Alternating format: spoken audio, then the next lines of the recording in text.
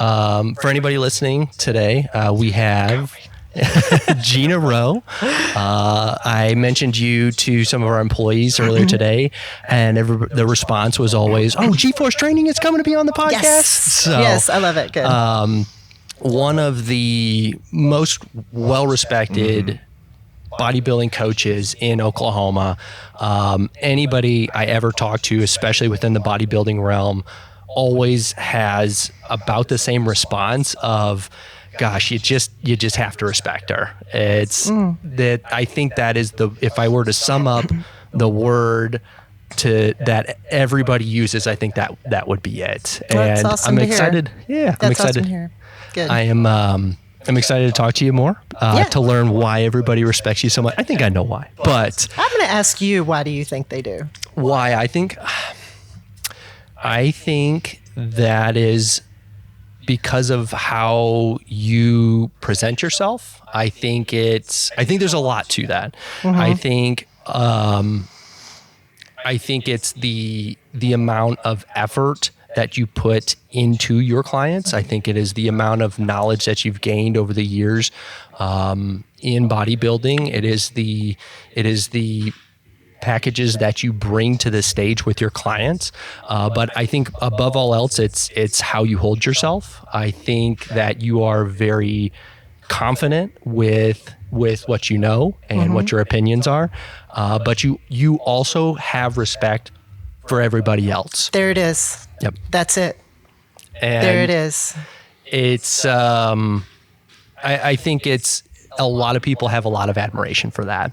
Yeah. So. I'm glad to hear that. Yeah. It's, this industry, oh man, it can be full of so many diverse personalities, egos, all of the things. And being a female in it in particular, you have to watch it because, there are some times whenever people,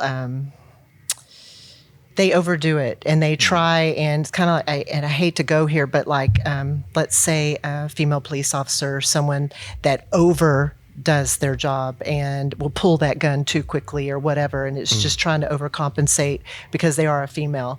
And it's real easy to get into that trap in this industry as well, and kind of overstep and I don't know how to explain it. It's just, I've seen it with other female trainers, and I just sit back and go, you don't have to go that hard. You don't have to overcompensate is the word. And so it's interesting to hear that. And like you said, the respect definitely is, I'm going to respect you. I will give you respect until you give me a reason not to. And then it's not pretty, but at all, it's not. And so with that said, if I have you, if I got you like that, I've got you. And to notice that all the way. And then whenever I don't have you after you fucked up, you're dead to me. It's a thing. Yeah. But very anyway, polarized. Yes. Yeah, for sure. But for the most part since moving to Oklahoma, this community, this fitness community, your business to be included in that, it's such a feel good, like a home, everybody, it's like it's family, and so I enjoy that about Oklahoma, because in Houston, it's like, you drive past one, they'll give you the finger before they wave at you, But here, it's like they'll give you the shirt off your back. That's why I stayed, Yeah.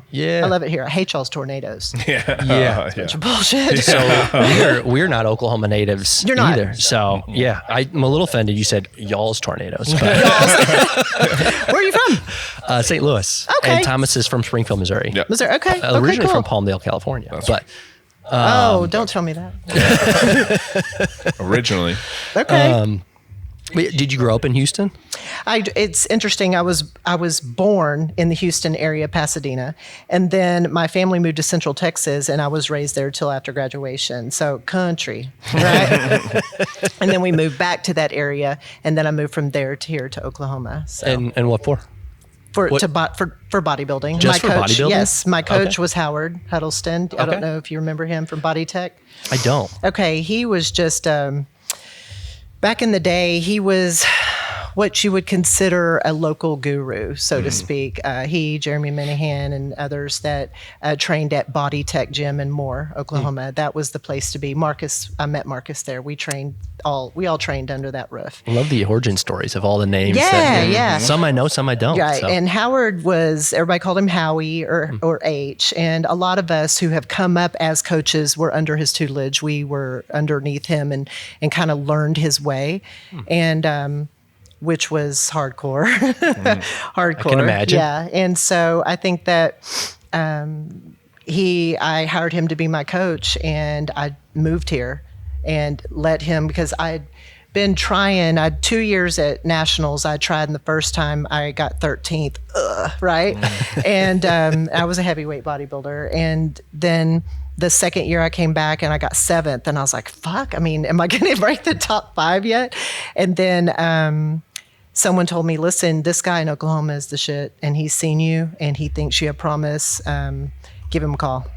Okay. So I did, and I met with him. He was very charismatic, just a great guy, and started driving up here all the time to train with him and to get in my evals and check-ins and stuff. Yeah. And finally, I just said, I'm just going to move here. And so I did, and never left. And then under him, I turned pro just like that. Wow. So it was a good decision. Yeah. Right. And then once I did that, I broke away and started my own business of personal training here, and never looked back. Just love it here. Yeah. People here are great, and they're so nice. Yeah, they're nice, but also they'll fucking work hard. You know, they will work hard. Yeah. And that's one thing that if you know anything about me, and that's where that respect comes too.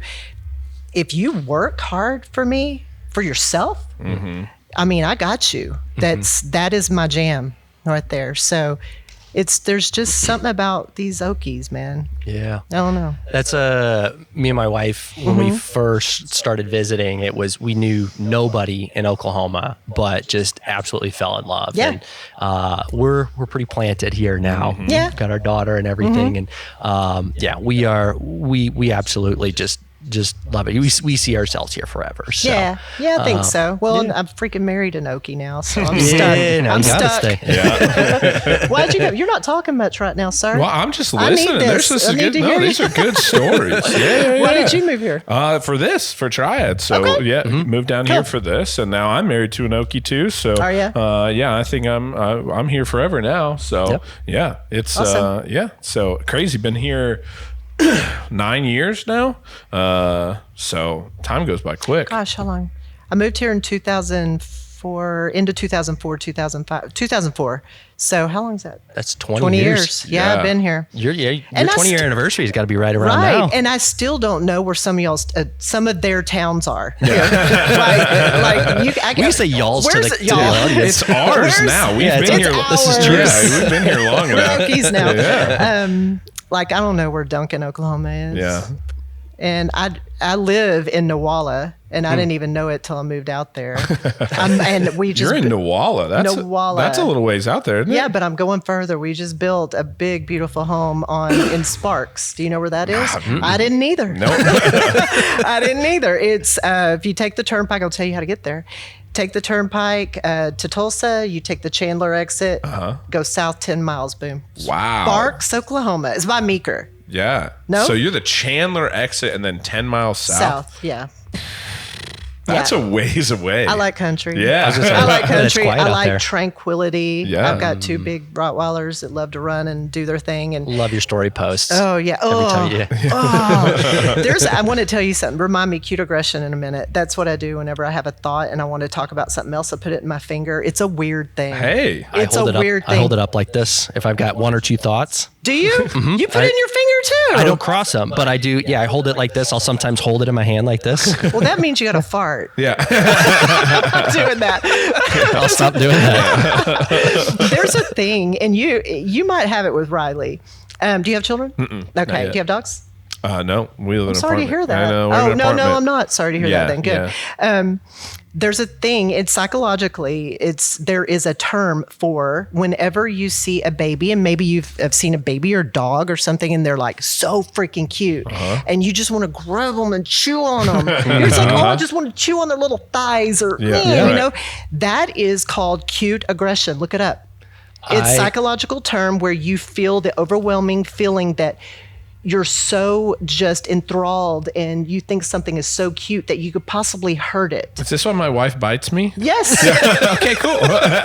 She has cute aggression. Right. But when it comes to that with my dogs, I just want to chew them. Like there are times when Roman, he's my male, I will just be hugging him and I'll just be like, okay, back off, Gina. Oh, you're so cute. He's got this big blockhead. And he's like, okay, Mom. But that's why you got big, tough dogs. That's though, right, damn it. Oh, yeah. That and I can handle them, you know? Yeah. Right. But I 100% have that. I didn't know it was like a scientific term. There I is. thought I've heard that before, but I thought that was just maybe like made up on social media or something. But I 100% have that. Riley has these little like rubber like stack toys. And she will play this game too, where like I'll put it on my mouth, and she starts giggling and then grabs it out of my mouth. And like there's times where I find myself, I'm like, I am like putting teeth marks in this because I think you're so cute. So. yeah, well, she is cute. I'm biased, but I agree. I don't have children, so I tell people all the time I don't have children, so I can speak on them. Unbiased. Like if your kid's not that cute, I'll be like, oh, I'm so happy for you. But if your kid's cute and I say it's cute, he's cute. She's cute. Appreciate that. You're Appreciate welcome. that. It's always nice to hear from other people because like Yeah. I would think that no matter what I think. Right. So yeah. Right, for sure. Yeah.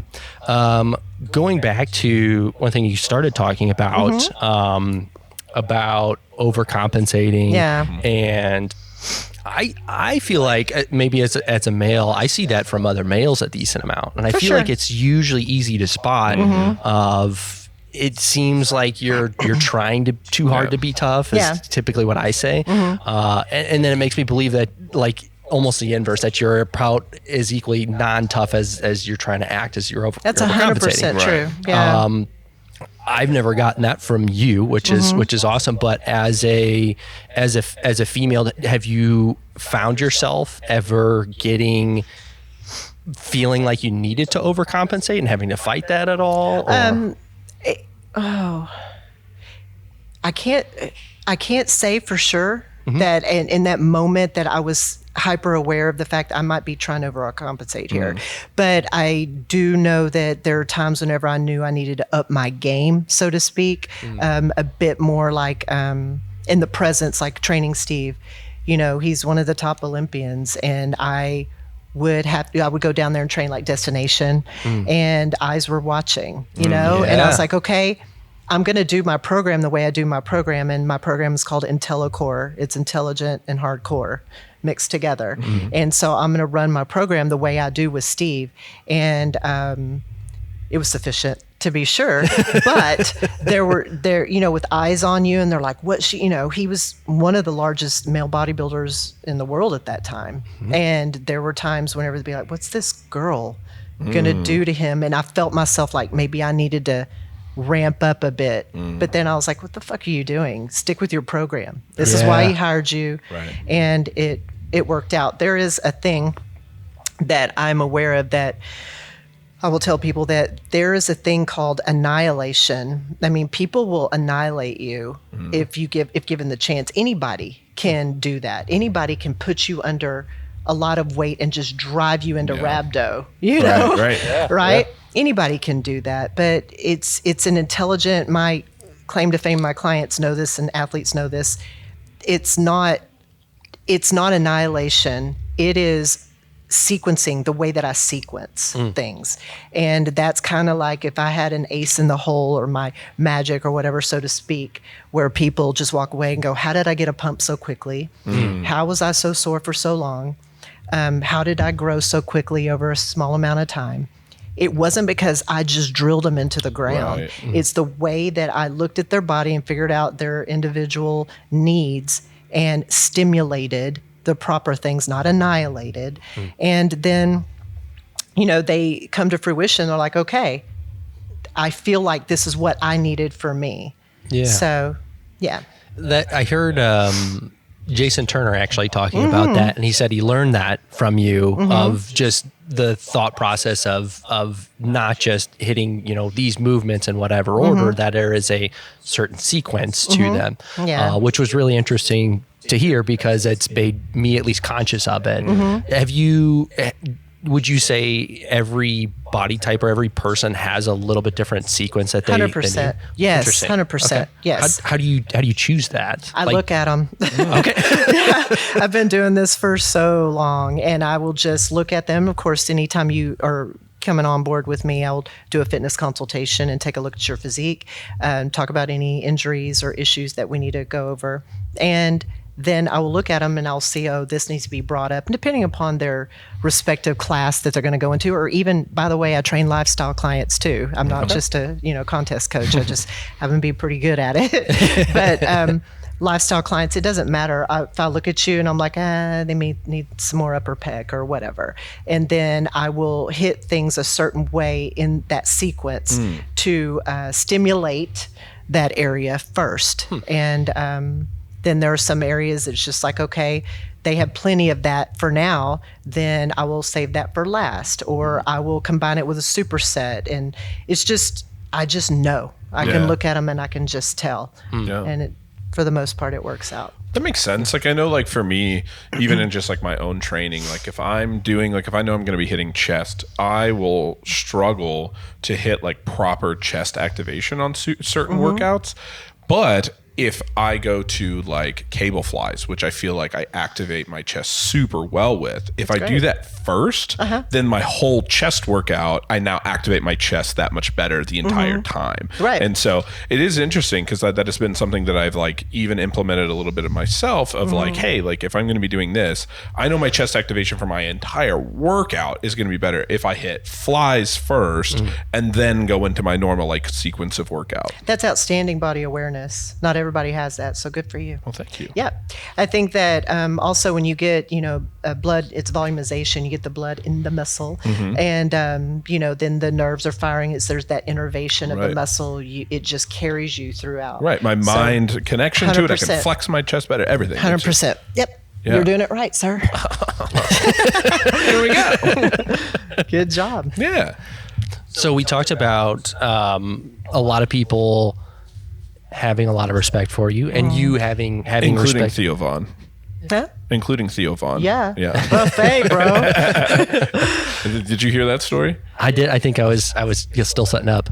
I was talking about Theo Vaughn because I love his podcast. It's funny. He's funny as hell. He's one of my favorites. But he's always jacking with his microphone. He's always messing with it. And so when we were setting up here, I was trying to discern, the distance that I need to be from this thing.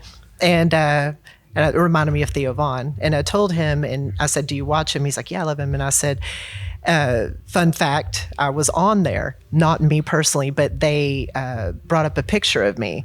And apparently one of my clients had found it, sent it to me. And I was like, she's like, girl, you were on Theo Vaughn. I go, no way. Yes, you were. And it was some sort of Halloween special or something. And I was telling Thomas that it was like it was for Gina Davis. When I was Gina Davis prior to getting married, it was a thing. They were doing some special and they mentioned her. I think it was Beetlejuice maybe. And they said that they were talking about her, and one of his sidekicks says, bro, did you know there's a bodybuilder, Gina Davis? And Theo Vaughn's like, what? And then they brought up the picture, and I was just in plain clothes, but I was pretty jacked back then. And he was like, whoa, dude, she's buff. And some other guy goes, like, at the buffet, bro. I was like, oh my God. So anyway, I was telling him, I was like, yes, I made it. I was on Theo Vaughn. But anyway. That's bucket list stuff right there. Check. Be on the Theo Vaughn podcast. Triad, check. Hey. Theo Vaughn, check. That's right. All right. Probably close to as many viewers, right? Yeah, I think so. But yeah, what is there anything else that you would say? I know a big thing for you was having respect for other people, and I think that is probably the biggest one. What would you say is a reason? Because I think there are a lot of people that could have just generally respect for other people, but if you never do anything that's truly great, it's hard to have like, I think outside of just a reasonable amount of respect back. Yeah. How do you, because I feel like when you even just walk around the gym, it's just people know that's Gina. They're doing some serious training. There's just, I don't know, there's an aura around there. How would you say, on top of that respect for other people, is there anything else that's played a big role in that? I think it's if you're speaking about my persona or my presence in a gym, in a work environment like that, it's professionalism above everything. It's real easy to have either of you been a personal trainer? Very little. Yeah, okay, but you're aware of the dynamics involved, and it's the professionalism involved. There is like, okay, this person is paying me for their time, for their time, or they are paying me to take care of them for 30 minutes or an hour, whatever it may be. And I've got to be cognizant of that fact. It's real easy, especially when you get into a good working relationship with a client, to just, chat the whole time. I think we've all seen that. Right. And this isn't talking shit on fellow trainers. And if y'all do that, it's on you if you do that. But using your phone on the floor, you're not going to find me with my phone on the floor. And if it is, it's because my client's like, hey, I need you to look this up for me. And I'll look it up and I'll make a display that I'm looking this up for my client. Yeah, right. I'm not over here looking at stuff. Right. It's a level of professionalism that I think that you have to have. And I often call it like getting in my bubble with them. So I'm one-on-one. I don't do group training, and I am a dinosaur when it comes to this stuff. I don't do online training. I don't do group training, and I don't use spreadsheets. I don't. Wow. I don't. And so I'm old school as they come in. But anyway, that's working. Damn straight. Yeah. With so many people going the opposite direction, that's maybe a reason you stand out. Right. And I mean, I tell people how I used to put my meal updates on a napkin, man. And he was the shit. And he got results every time. So I was like, whatever. And he couldn't even spell molecule, really. Anyway. You got your pro card with him. Damn it. Right. So I think it's just a professionalism. I also am very... how do I say this? I train a lot of men, and you'll never catch me flirting with them. I was on Daryl Terrell's podcast, and I was kind of got some shit on this, but I don't care. I coined the term in our industry: "Don't shit where you eat." And there's quite a few, male and female, mostly male, that may be inappropriate with their clientele, and not trying to get crazy here, but you're not going to find that with me. It is business. Right. They're paying me for this time, and professionalism, I'd say. So client hits the door, I'm tapping out one client, the next one's hitting the floor. I take them, we get in our bubble. Right. And then I go around the floor and sequence their training, and certainly ask how their grandma and their dog and whatever's going on, but I'm whooping their ass at the same time.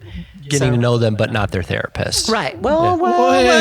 Okay, maybe I shouldn't. There's sometimes. But it sounds like, there's something that comes up a lot, but it's like just being intentional. Like intentional is a great word. Like you're using your time is for them. They're paying you for your time, and you're respecting the fact that like they're paying for this, and this is they are your focus. You know what I mean? It's like you're here to train them. You're going to train them to the best of your abilities. You're not going to be distracted by a bunch of other things. We're here for this, and that's what we're here for. And and a lot of people lose that though, right? Like you said, when you get more comfortable, or like you've been doing it for a long time, and it's easy to find those days to just go through the motions or whatever. And it's like, well, if you're not doing that, especially it's just like anything. It's the discipline of anything. Like even on the days that you could just go through the motions, it's like, nope, I'm going to be super intentional, and I'm here to show you what we're here to do. Now you're talking. That's right. I like it. Yeah. I think that with that said, I mean, good days and bad, they come in, they hit the floor. I'm there.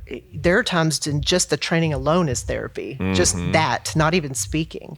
But I think that, and there have been times when people will approach when I'm with a client, and I'll just kind of, I'll talk to you in 30 minutes, you know? And so I'm happy to hear that I have the reputation of being respected.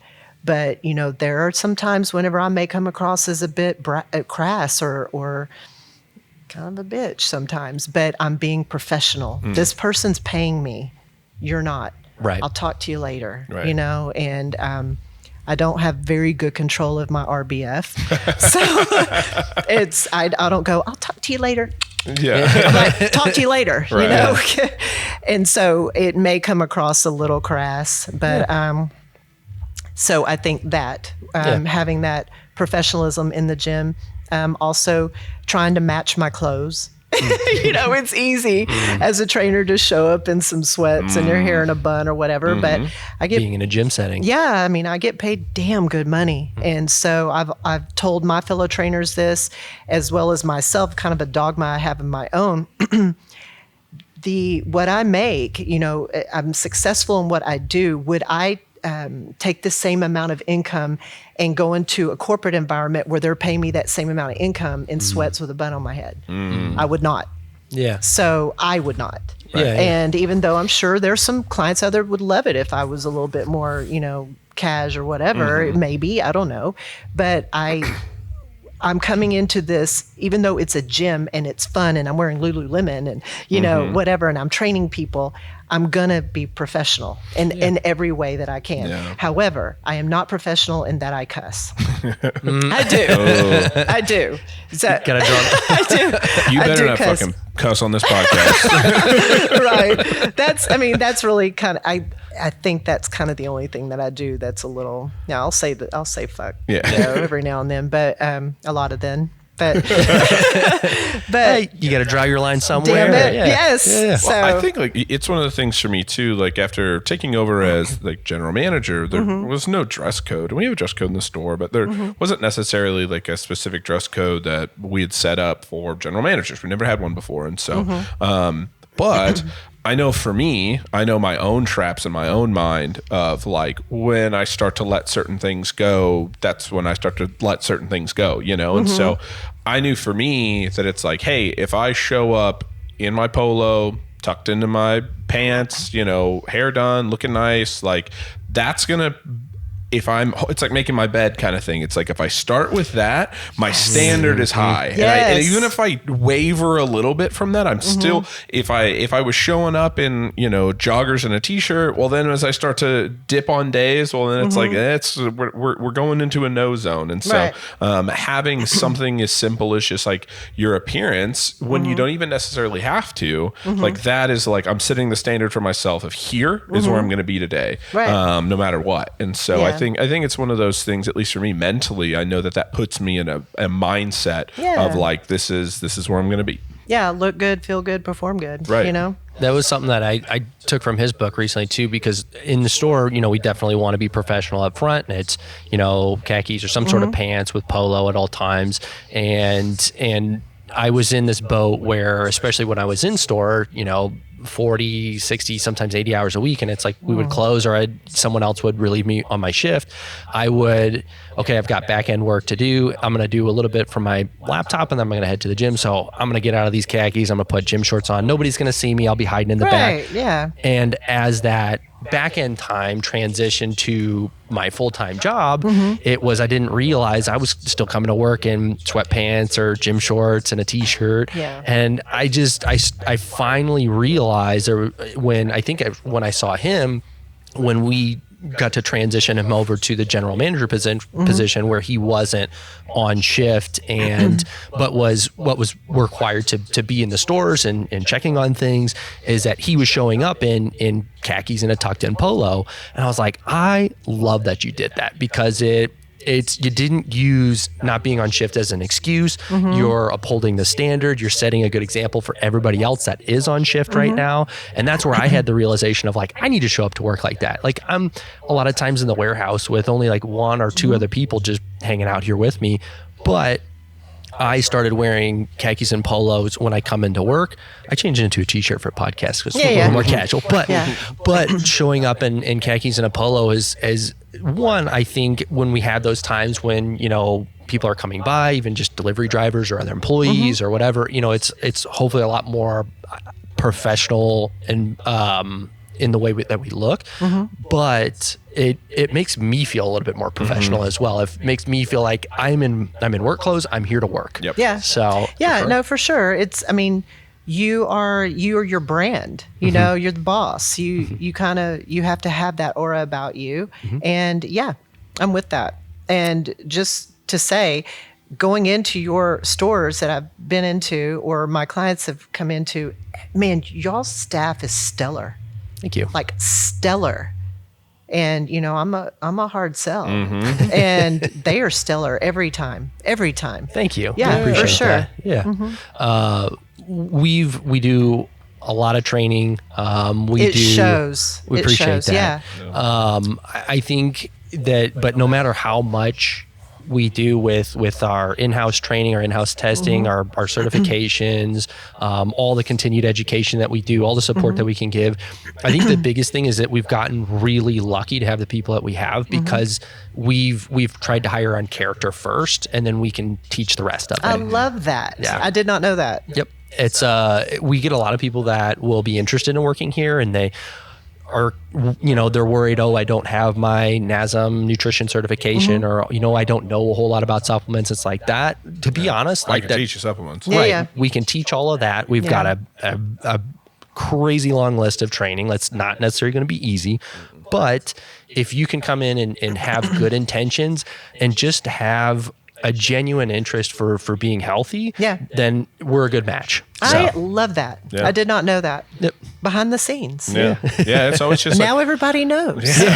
Literally, with the thing, I say this in the interview, because everybody that gets hired goes through 3 interviews in order to get hired with us, and I traditionally do our second interview, and that is like one of the main things I talk about is like I can teach you supplements, I can teach you fitness, I can teach you nutrition. I can't teach you to treat everybody who comes in here like it's your grandma or like it's your mom or your sister or something. You know what I mean? Like I can't teach that, and you can only fake it for so long, right? And it's like that's something that's just like an innate character trait. Or it's not, and so it's funny. This is something like I need to hire somebody who cares. That we were talking about this earlier because this kind of like this phrase popped up today in a meeting that I had, but it was like I need you to care more about the person coming through the door than the money in the drawer. And it's like, and if you can keep that mindset of like it's just about the person coming in, like we don't care how much money we're making, we don't care, just care about the people coming in, and everything else will take care of itself. And that's it's like a meme. Yeah, it's hard to, but that's a meme. In quotes. Those people are hard to find, and that can be our struggle, Yeah, for sure. That's all to say. Yeah, we've gotten very lucky to have the people that we have. Is more important than any of the training that we can do. Is we've gotten very lucky to have very, very good people on our team.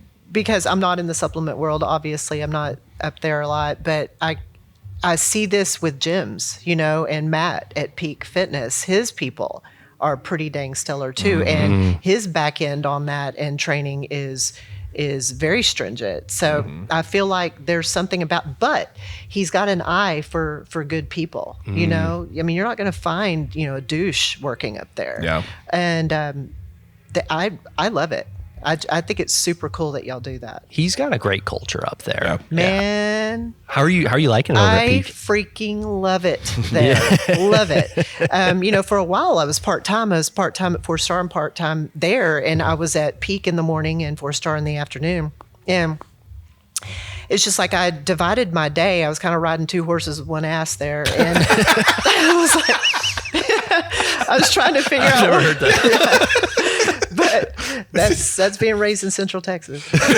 And anyway, so, I was doing that, going back and forth, and it just so happened that I would go to Peak on my way in because Newalla is right there because Peak is at Del City.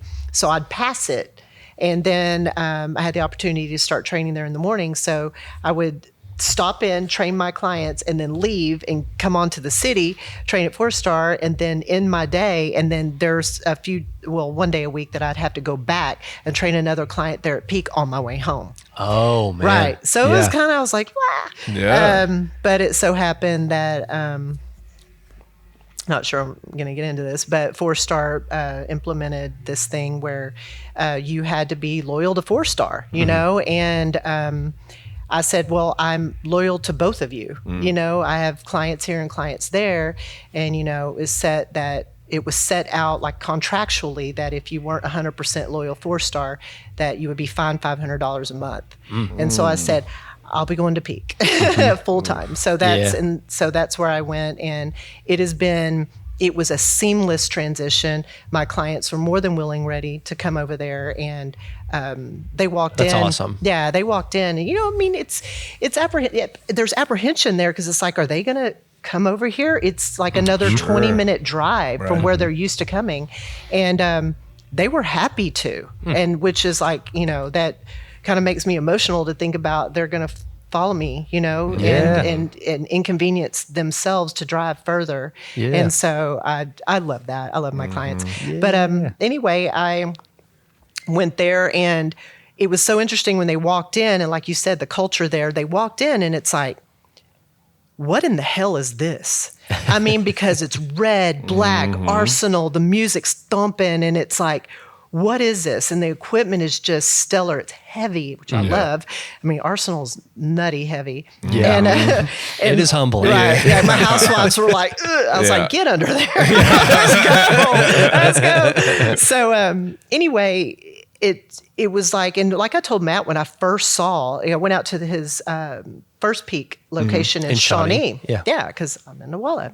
And I went out there just to take a look at it. You know, obviously red and black's my jam anyway.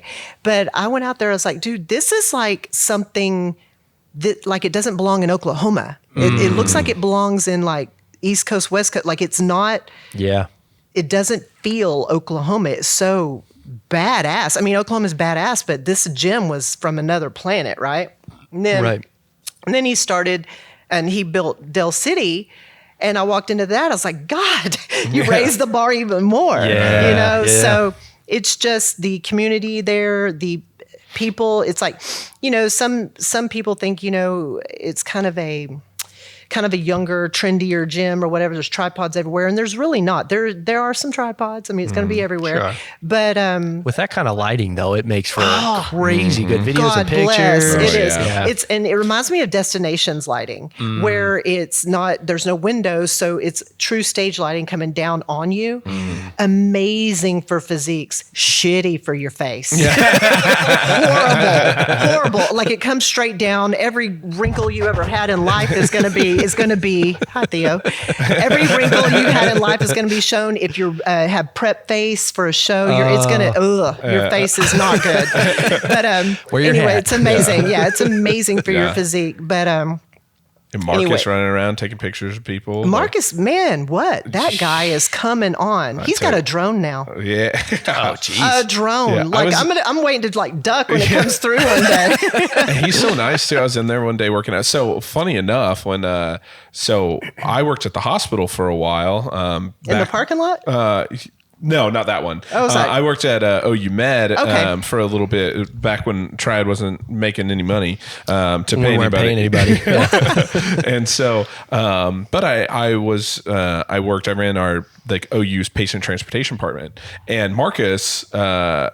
I hired him there, but I never knew him like training or photography or anything. This was years ago. And so he was one of my transporters. And then... I was going to ask him what capacity. He was a transporter? Yeah, so he was a transporter there. And so like him and I got to know each other. He was a great employee, and gotten to like see him more and more. And then like I'm back with Triad, and then he's doing all that. And so it's fun to like run into him from time to time. But one time I was in there and I was just working out in Peak, and I saw Marcus, and I had just finished, and he's like, oh, dang, man, I had taken pictures. And I'm like, well, let's go get some weights. Let's go do it again. And so Marcus just took some pictures of me. And so, it was super cool. And the lighting was great. Yep. I looked awesome. I love Marcus. He's so sweet. Yeah, there are times whenever I'm like dragging ass, and he's like, hey, you want to do a fit tip Friday? And I'm like, not really. Yeah, okay. Yeah, because you asked. Yes, let's right. go. Whatever. But he's one of those genuinely nice people. Mm-hmm. He is. Yeah, he was great. He was one of my favorite employees when we were at the hospital because he was super reliable, just like super cool guy.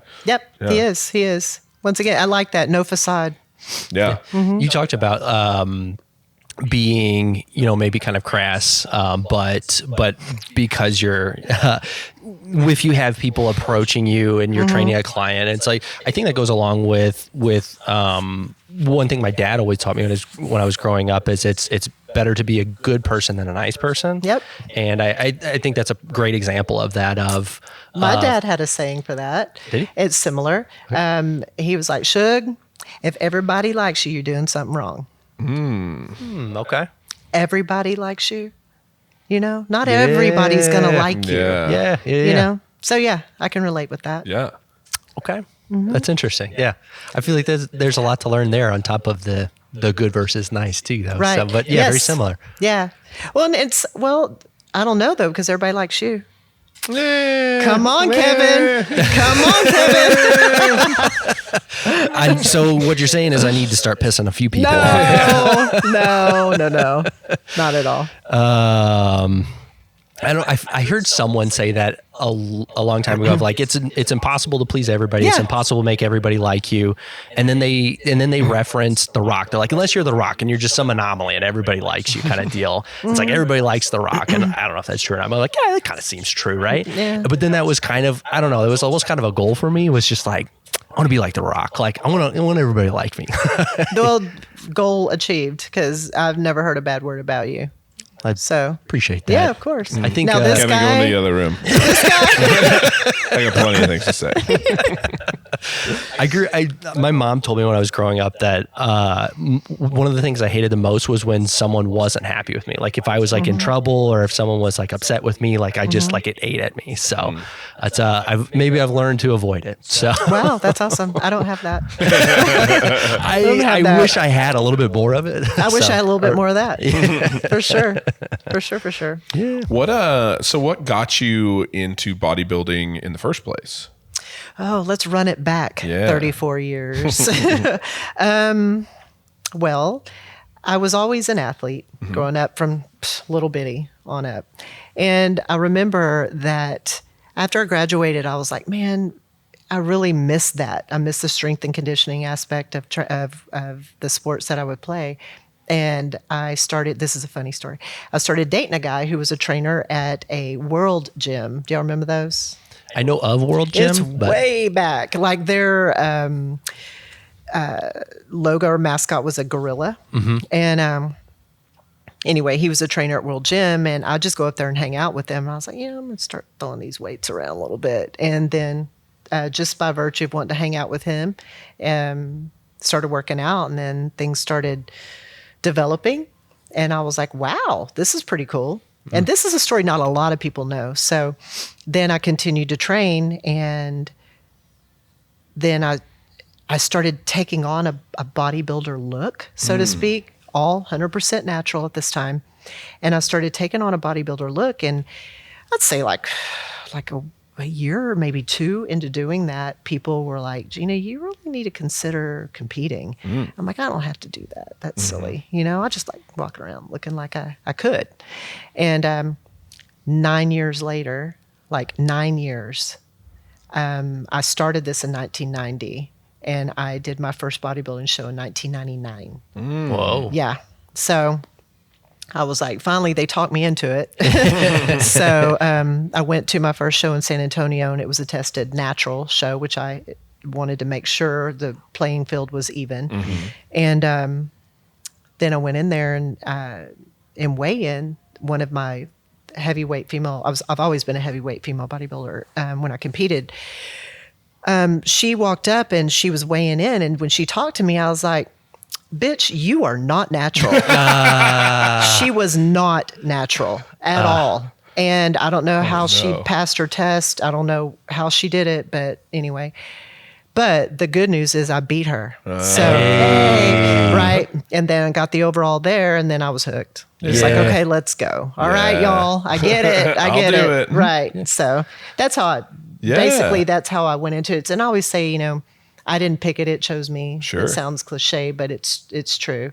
I just was working out, and I liked how it looked, and I just had the genetic predisposition to build in a certain way, and just went with it. So that's how it got started. Nice. Yeah. What's kept you in the sport for this many years, as we see people come and go, from time to time, and we want everybody to stay as long as possible, but what's kept you in it so long? I think that my love of it for myself, and all the while I trained people as well, as while I was competing as well, but the love I had for it for myself, and once I decided to bow out and retire from it, I had to have an outlet. And so I took that love and a conduit and just put it into others. And whenever, you may hear, Gina, when she's training, she's in the trenches with you. And when you win, she's winning with you. She wants it as much as you do. Right. I really do. I really do.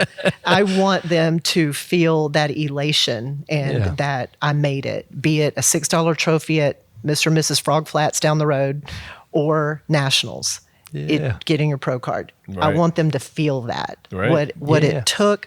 But more than that, yes, I want them to win. Yes, we want everyone to win, right? And to feel that feeling on stage. But cliche and as cheesy as it can be, but it's true, the journey getting there is what I really want them to feel. That's what I really, it's baptism by fire, right? Take my hand and I'm going to take you through this journey. And hopefully it'll end with a win, but you're going to win as you're going. Right. Yep. And by the time they're done with a GForce prep, so to speak, they will feel like they can take on anything, you know? So I dig that. It's so cool to get in that mindset, or to even watch other people get in that mindset of I gotta, we gotta tighten up the diet. We've gotta start adding in some cardio. The schedule's getting a little crazier, and I love seeing that turn for people. I love, because I experienced that on myself. Of like when you add a little bit, you just want to start to add more and more and more, and you're just ready for just as much as you possibly can. Yeah. So you were getting in sick shape last year, or this past year. Thank you. Crazy. I mean, he come in and I was like, what is going on with Kevin? I was very impressed. And I'm hard to impress. That is a funny story that I was telling to a couple of people I work with too, was I think the one of the very few times that I just happened to be in the posing room at Peak and had my shirt off. I was hitting some poses. And it was the time that that was probably the leanest I got this past year. Looked great. Thank you. And I think I even just had a refeed. So it was like, could not be more perfect timing. You walked in with massa. And I was like, if Gina Davis or Gina Rowe, That's fine. were to see me pose like in the posing room one time in my life. This was the time. I did. I was very impressed. I mean, what the fuck is Kevin? Where's he's coming from? So good. So good. Thank you. And then I also got to see all your tattoos. I was like, good God, like dragon guy. Yeah, we got pretty covered, especially on the leg recently. So yes. Yeah, no, I was impressed. Why did you have that moment in time where you wanted to take yourself to that peak of physique? Yeah. So I have competed a couple of times before. Okay. I've got another funny story too that we'll get back to that. Grab your finger. Grab my finger. I'm gonna start doing that instead. Yeah. Well, then we know you're lying. All right, we'll hold it up like this. Okay. But I've competed a couple of times before, so I generally knew, as far as training and diet, what was kind of needed for me to get lean. And we do a challenge at the beginning of every year. So we did one at the beginning of this year. We'll do one at the beginning of next year as well. Shameless plug, the Define Yourself Challenge. So, I was hanging out with Will Cossey a lot prior to this, and he was in a eat as much as I can mode and try and gain a lot of weight kind of deal. Sure. And I was like, and him and I were working out from together sometimes. So I was like, I kind of got in that mode too of like, I haven't really like pushed the calories a lot recently. Like let's do that, and like kind of got on that boat a little bit. So I was sitting up probably around 230, so like not much definition at that point, but we started that challenge at the beginning of 2024, and I was like, man, I think I'm ready to kind of start leaning back out. I spent about the last 6 months or so kind of building up calories and kind of getting to a maintenance spot. It's like, okay, let's maybe taper it back, and I haven't really like worked to get lean in a while. Last time I competed was in 2019, which doesn't seem like that long ago, but but you were 230. And what's your height? 6'2". Okay. Yeah. Okay, good. I've gotten up. The heaviest I've ever been is 255. Whoa. Yeah. Now we're talking. Yeah, that was, I started to get to the point where I didn't look like I worked out, but I was. Oh, okay. So, okay. Got it. But I knew the general strategies on dieting and training and whatnot, and I just said I kind of want to we'll test it out myself and try some strategies, and with the new baby at home, it was, hey, I can't go to Alyssa and tell her I'm jumping on stage again, but I can at least kind of follow a few things to get lean. With the baby at home, it made it easy not to eat off my diet. Honestly, it was easy just to stick to the protocol, and I didn't really have time to run out and go get a pizza or burger or anything. You had to be regimented. Right. I would get to the point where I was like, I would have like a scheduled like refeed with, general restrictions that I kind of like plugged in myself. Yeah. And I would be like, I just really like don't even want to go get that stuff because, I'm going to start to feel sluggish, and I'm probably going to have to wake up in the middle of the night. Yeah. So that was the one thing that I could have definitely done better on, was my sleep, but I knew that going into it. Yeah. But so I did the challenge, and I kind of followed that, and I got to the end of that, and it was like, I'm not nearly what I was on stage, and I don't, that's again, not necessarily the goal, but I know I could take this a lot further and get a lot leaner. And I've got, some body fat that's probably turned into gray fat at this point. I thought it would be a good idea, to just get as lean as I could with the cards I was dealt, or the lifestyle I was living at the time.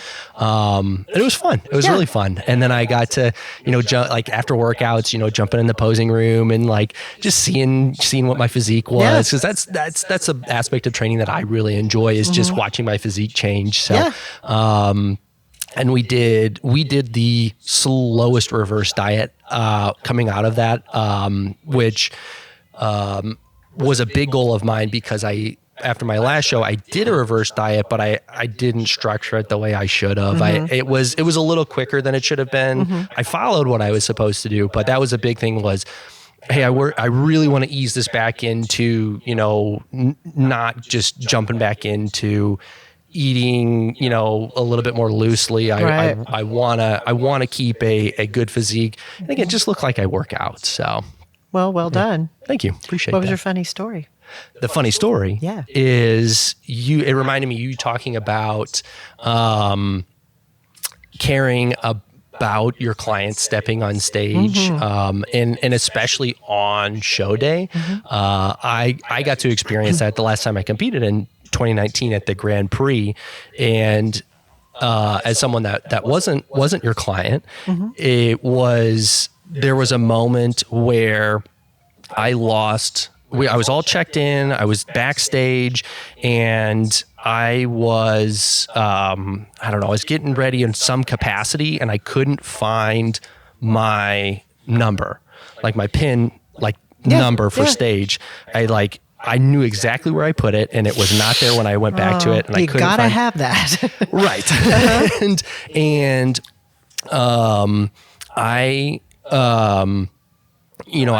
I'm looking everywhere for it, and I finally I have to go to, the volunteers and the staff, and I'm like, hey, I can't find my number. I don't know what I did with it. And you put in so much effort. I don't even know if you knew who I was at the time, but you put so much effort into helping to try and find that number. Mm-hmm. And I think you were the one that actually put together, you cut out a little like cardstock and wrote my number on that and put a pin on it. So I would have a number for stage. Right on. It turns out somebody accidentally grabbed my number. That happened twice that show, by the way. What? Somebody grabbed my pin off of my stuff. Sabotage. Were they wearing your number on stage? I don't know if they made it on stage. I think one of the times they were wearing it, one of the times it was in their bag. But 2 separate times in one show, somebody grabbed my number. Can you imagine? Because your name and number are on the list. So that, let's say you're number 14. Oh, yeah. And, John Smith has it, but it's really you. It should be Kevin Wilhite. Yeah. So that's a mess for scorekeeping. Hopefully it was someone with a good physique. Love it. Maybe that's a strategy, though. I just find somebody else and switch my numbers. I just see that.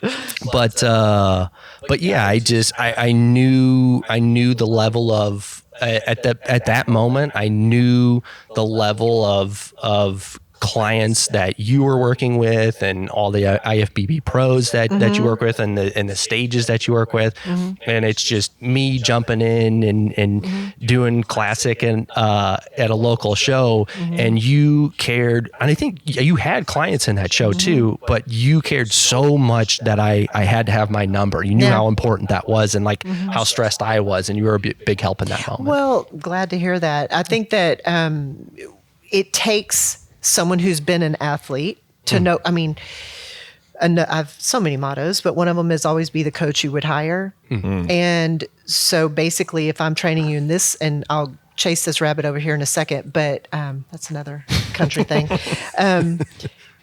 I feel that if you come to me for training or whatever the case may be, I'm training Gina. What would Gina expect out of me? Mm-hmm. And I expect a lot. Yeah. And that's another reason why I don't group train. Because I personally, and I'm sure there's some people that just blossom and flourish in a group setting. And they need that, camaraderie and push from their fellow peers, what have you. But I don't. So when I come to you for training, I'm special, pay attention to me, one-on-one, stay off your fucking phone, let's roll, right? And that's what I expect out of me. Hey, Theo. And anyway, so with that said, equally, I know what it's like to be a competitor backstage. I've never lost anything, thank goodness, but I can only imagine what that would have felt like. So what would I expect out of me in that moment, Yeah. And it was stressful. Hell yeah. I think if I had only done one show prior to this, and it's like, so I'm like still somewhat a newbie. Yeah. And, but yeah, that was not a fun moment. I was really nervous about losing my number. Yeah, it's stressful for sure. Yeah. Have you done a show? Mm-mm. No, I started to kind of prep for one, and then it hurt my back, and then I was like, you know what? How'd you hurt your back? Just lifting poorly, I'm sure. And I was like, you know what? I don't think I want this bad enough. Okay, fair enough. Yeah. He's really gotten into jujitsu. Oh, I love that. That's actually something that I have noticed a trend, so to speak, in retired bodybuilders, male mostly, that they're like, okay, what do I do? What's their outlet? Yeah. And they will go into mixed martial arts of some way. So. Well, it's like, it's super, it kind of reminds me in certain ways very similarly to bodybuilding in the sense of it is something that from the outside looking in, like from a layman's point of view, seems very straightforward. And in reality it's incredibly intricate. Yes, intricate. Like there's so much. Like in most martial arts, like to get a black belt typically takes about 4 years of consistent training. Jiu-jitsu takes 12. And so it is just like an incredible amount of knowledge and things that you end up having to take in and understand. And so like you literally have a doctorate of, you know, like of jujitsu by the time you essentially have a black belt. And so there is something to like, I think retired bodybuilders or people who get really into things that need that like never ending learning curve. That's something that I know for me, like has always been very attractive about jiu-jitsu is that like, I will never learn all of it. And I will never feel like I've learned all of it because as soon as I feel like I know most of this, I really get all all of it. I'm like, yeah, I'm bored. I want something new now. I need the bar always has to be pushed. I have to be chasing something in that I love sense. that. How long have you been into it now? About 5 years. Okay. Been doing it for 5 years now. So yeah, it is like, I've done a lot of different like types of things. And where I struggle is, I do personally struggle when I get to that just like, all right, I've got my foundation, I've got this, I've got that. Now I'm just doing those like itsy bitsy little increments all the time. I lose it in that. I get bored. Like I did, and this is no shame on anybody who does this because it's a wonderful sport. But I tried to do like CrossFit for a while, and it was like once I learned my like Olympic lifting and got proficient at Olympic lifting, and I knew my form and my technique was correct. The foreseeable future of CrossFit was how do I get slightly stronger and slightly faster forever. And that's cool, but I really, really, really loved the like learning how to do CrossFit more than once I learned how to do CrossFit, then I was kind of bored with it personally. I can see that. Where like jiu-jitsu, it's like a whole new world. Everything's got a whole new rabbit hole that everything like you'll do 12 years of jiu-jitsu and there's 12 new years of things to learn. It never changes. And it's like, you can be a certain type of like jiu-jitsu player where like you're very top dominant and then there's a whole world of like learning how to attack like a whole different aspect of the body in a different way. And so it's cool. You literally like, you could spend your whole life doing jiu-jitsu and you'll never even come close to learn all of it. It's funny that you mentioned that. I don't know if y'all watch my stories today, but I was watching this. I watch Huberman Lab as well. And yeah, he's really good. He had a guest on who's a mobility expert, motion and mobility expert. And it just so happened that I watched this before I went to Irving to nationals, and Matt was there with Massa, and he was actually backstage with us. And I said, "Hey, Matt, there's this movement, and this going to come to you with this. There's a movement that this mobility expert said that is a good indicator of all-cause mortality. If you can execute this, it basically says you'll have longevity longer." And okay, and you're probably not going to be able to do it, but I mean, we need to move the table. But it is, he said it's like standing up, and he said jiu-jitsu guys are good at this, or should be. After 5 years, you better be. Ooh. Anyway, standing up and crisscross applesauce, and sitting down without using your hands. Yeah. Then in that seated position, once again, not using your hands, stand back up. Yeah. Then cross your other foot ahead of the other one and sit down and do it again. That it's hard as hell. Yeah. It's hard as hell. Can you think about that? I'm trying to imagine myself. Yeah. Try it. I will. Yeah. I do stretching and some rolling in the morning. So it's crisscross applesauce. Yeah. Sit. And then stand back up. Yeah. Very good. Now switch your feet. This is where I'm not going to be able to do it. Oh, you did it. That was even a little bit better. That is very good. You're going to live forever. I was really nervous. I was going to do that was excellent. I mean, and badass for you to try it. I was really curious. Yeah, no, because I sucked at it. Horrible. I get down, I'm just like, I'm done.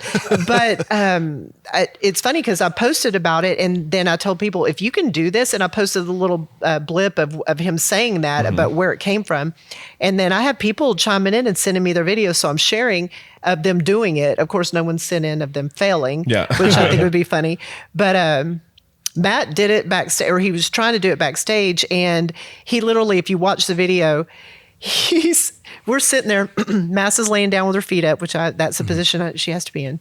And I'm sitting there, and I go, try it. And he's you could see me filming him doing it, and he's standing up, and I don't think he realized that as he popped up, he had to quickly jump to his feet or he was going to fall backwards on the bikini girls behind him. Oh, no. Hilarious. But he didn't. He landed on his feet. It was great. But anyway, so that was pretty good for you to try that. You. You're next. Yeah. Oh, we'll get to it later.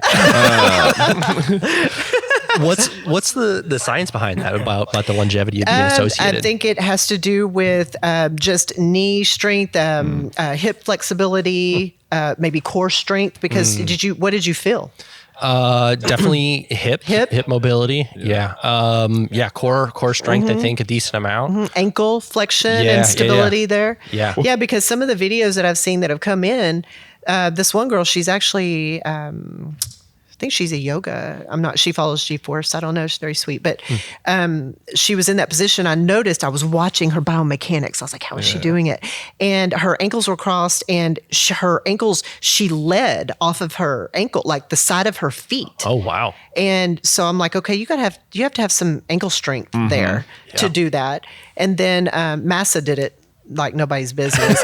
And then she's like, it helps when you have a butt, because your glutes are contracting and lifting up. And because a lot of people, if you get stuck down there, I had some people do it at the gym that didn't get filmed, obviously. But anyway, and they were rocking and they were trying to rock and get themselves up. So I think I had to rock a little bit. It wasn't that bad. Okay. That's good to hear. I'm sure part of it too is like a lot of the like musculature that you have and like your mobility, those are the things that like you have, but you have a starting point that will slowly start to degrade as you get older. And if you're starting from a high point of the slide, like you've got a lot of like runway, where if you start from here, you really quickly get into like the fall and break your hip a lot. That is so true. And that is a thing. The elderly, if they fall and break their hip, they've got like a 5-year mortality after that. So it's, there's something to be said for that. Other ones that I've listened to on other podcasts, another test you can do, and this will probably be easy for y'all, is take your body weight and farmer's walk with dumbbells for a minute. So if you like total, what's your weight right now? Probably about 210. Okay, so 105. 105 in each hand. Okay, and just walk with it for 1 minute. Okay. No straps, no nothing. I think that'd be an easy one for us. I think us in this industry, that's an easy one. So check that. A minute that's a decent amount of time, though. Yeah. Yep. Longer. It is. Yeah. When you're holding a decent amount of, like, right. People, in the gym that have tried it, I'm like, I can tell like they're shaking, and I'm like, come on. I'm like, you can do it. You're gonna live forever. But there's that one, and then one about having certain amount of musculature to your legs, your quads in specific. I don't know the exact science on that, but it's just this stuff that I've been watching that Huberman's been putting out, and Peter Attia. And I get in those rabbit holes sometimes. I'm like, this is super cool. Do you? Oh yeah. Has your personal style of training changed? Yeah. Since and how so? Yes. I don't train. There's no facsimile of how I used to. It is like my training these days is cute. Okay. It's cute. Yeah. I'll get in maybe 3 times a week. And it just depends. Like right now we're busy with finishing the house, getting Mass off the stage and Daniel off the stage. And when it's contest time, and I mean, this is not any self-pity whatsoever, but I'm self-sacrifice a lot. Yeah. So it's just like I'm constantly thinking about, okay, we got to get them ready. Got to get home, and plus the drive home is an hour, close to an hour. And so I'm just not. And at the end of the day, typically my sweet spot, my bewitching hour is after I finish my clients. I don't like to train early in the morning. Never been a fan of that personally. I need to have fuel, and I don't eat a huge breakfast in the morning. So it's about 6:30 or 7 is typically when I train. And then if I stay there and do that, if I have shit to do, I got to get going. Yeah. So I've been, but as far as a rule, I'd say I do upper, lower, upper, like 3 times a week, upper, lower, upper. Okay. And just get the hell out of there, get it done. 30 minutes. If I'm training my clients for 30 minutes, I'm not going to train myself for longer than that, Right. So I get it done. I like that. Yeah. Is it is it mostly still like physique style training, or is yeah. it more? Okay. Yeah. That's for the sure. fun stuff, right? Yeah. You're not going to catch me running off and joining CrossFit gyms or doing any plyo work or anything like that. I probably need more of that in my life, but it's still old school physique bodybuilding Sounds like you need to training. come try jiu-jitsu. I would like kill somebody. Like, I think with my inner energy. That'd be great. I don't know. Yeah, no, it's good. I don't think my cardio could handle it. That is like one of the things that always surprises people a lot Yeah. is the cardio aspect of it is spicy. Yeah. The people don't realize that. Oh yeah, they do when they come and they try jiu-jitsu. Where it's like I even remember because it's funny now because you just get used to anything. You know what I mean? Once you put your body through on a regular basis, and I've been doing 5-6 jiu-jitsu classes a week for 5 years. That's awesome. I remember my first jiu-jitsu class. They did 5 3-minute rounds. And so usually it's like 3 minutes on, 1 minute off, and we'll do 5 rounds. And I think I made it through 1 round. Yeah, that's forever in that world. Dying. Yeah. Yes. So now, I was at a different gym for my very first jiu-jitsu class. My current jiu-jitsu gym, this morning, I did in a row with zero problem at all. I did 10 5-minute rounds in a row. So 5 minutes on, That's 1 minute off, outstanding. 10 times. And you're just like, yeah, whatever. Like, I don't even cardio like, is drink awesome. water during it, Right. you know? And it's so funny, just like the contrast between like my very first time doing it. Yeah. And so we'll have people who, and endurance is one of those things where endurance just isn't endurance. It's different, you know, like we'll have people who, oh yeah, I do a lot of this. I'll be, and I'm like, okay, like come try. And same, like on the opposite side of things, like, you know, I've got good, you know, jiu-jitsu cardio, but we have like Ryan who does our social media. He's a cyclist. And I'm like, if I tried to hop on a bike and pedal for 15 minutes, I would probably keel over and die. Like, but it is very interesting. But yeah, the cardio aspect of it is. How's your heart rate when you're doing that? So my heart rate traditionally, I can hold, fun fact that you bring that up because I actually translated that last year. I ran the half marathon last year because I wanted to. Why'd you do that? I just wanted to challenge myself and do something different. Just wanted to catabolize muscle. That's Yeah. fine. So it's So good. I will. This is one of those things that I try to not brag about, especially around people that work in the industry. I hold muscle tissue I trained for 6 months for a half marathon and gained muscle tissue through the whole thing. Wow. So I've never had an issue personally. So I like, not that hard. Just why are you worried about it? I just don't. That's outstanding. Yeah. So Yeah, I'm pretty blessed in that Yeah. for sure. What's your genetics? Large. Yeah. Mom and dad, yeah. like in their prime, were built. They're just like the good example is like amongst my especially my dad's side of the family, I'm about 6'4", 265. Okay. Amongst my uncles, I am the runt of the litter kind of thing. So my grandpa on my dad's side was almost 7 feet tall, about 300 pounds, and his whole claim to fame was that he could hold out 2 12-gauge shotguns, one in each hand, and shoot them at the same time. He's a large human. What regions are y'all from? What's your ancestry? Italian and Scotland. Huh. Yeah. Okay. So, and Dutch. Okay. So, yeah. So you've done your 23andMe? Yeah. Okay, me too. Yeah, it's cool. Yeah. Find out some stuff you don't know. Yeah, right. But yeah, no, I've never really had an issue with that. But my thing was I can hold jujitsu because I do track my heart rate during jujitsu. And I will hold for jujitsu class, depending upon the day. I sometimes will do anywhere between an hour and a half to 2 hours of jujitsu if I'm doing it.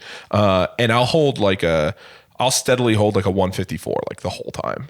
Wow. I'll go under it and sometimes over if I'm really pushing it. And if I'm really pushing it, I'll hit a 200 max heart rate at times. But that's really, really pushing it. But I can hold a 152, 154 for 2. And I'm I should be able to run a half marathon. My hardest part was conditioning my feet into being able to handle it. I've heard about that. But once I got like through, especially at my weight, but once I got through that, I was like, yeah, I felt like that because I think for my half marathon, my average heart rate was like 149, which is right about where I wanted it to be. And at that pace, like I just feel like I can just go forever. That's very good. I'm very used to that, like heart rate. And so it's like, okay, I'll just do this for. You going to compete?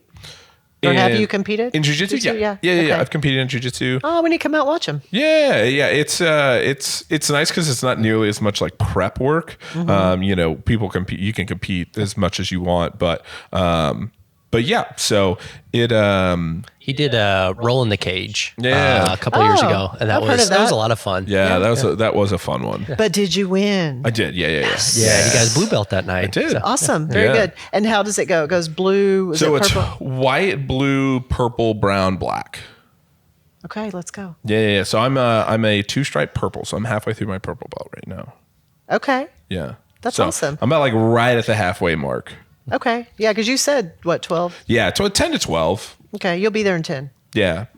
At this pace, yeah, probably. Right on. Yeah. That 154 heart rate's impressive because Yeah, I I feel like any kind of like physical like combat like even just like wrestling like in any form would be like I'm redlining immediately. Oh yeah. Yeah, Well, same. and like one of the aspects to it too, and like one of the like overall benefits just in general of jiu-jitsu is just like your ability to control your heart rate because like when I was redlining immediately that first like jiu-jitsu class because one, I was going too hard. I was flexing every single muscle fiber I had in my body. But then on top of that, I am also like under a grown man and panicking the fuck out, right? Yeah. And now, as funny as it is, like just getting conditioned to it, it's like this morning I'm like underneath somebody, I'm like, I can breathe about 14%.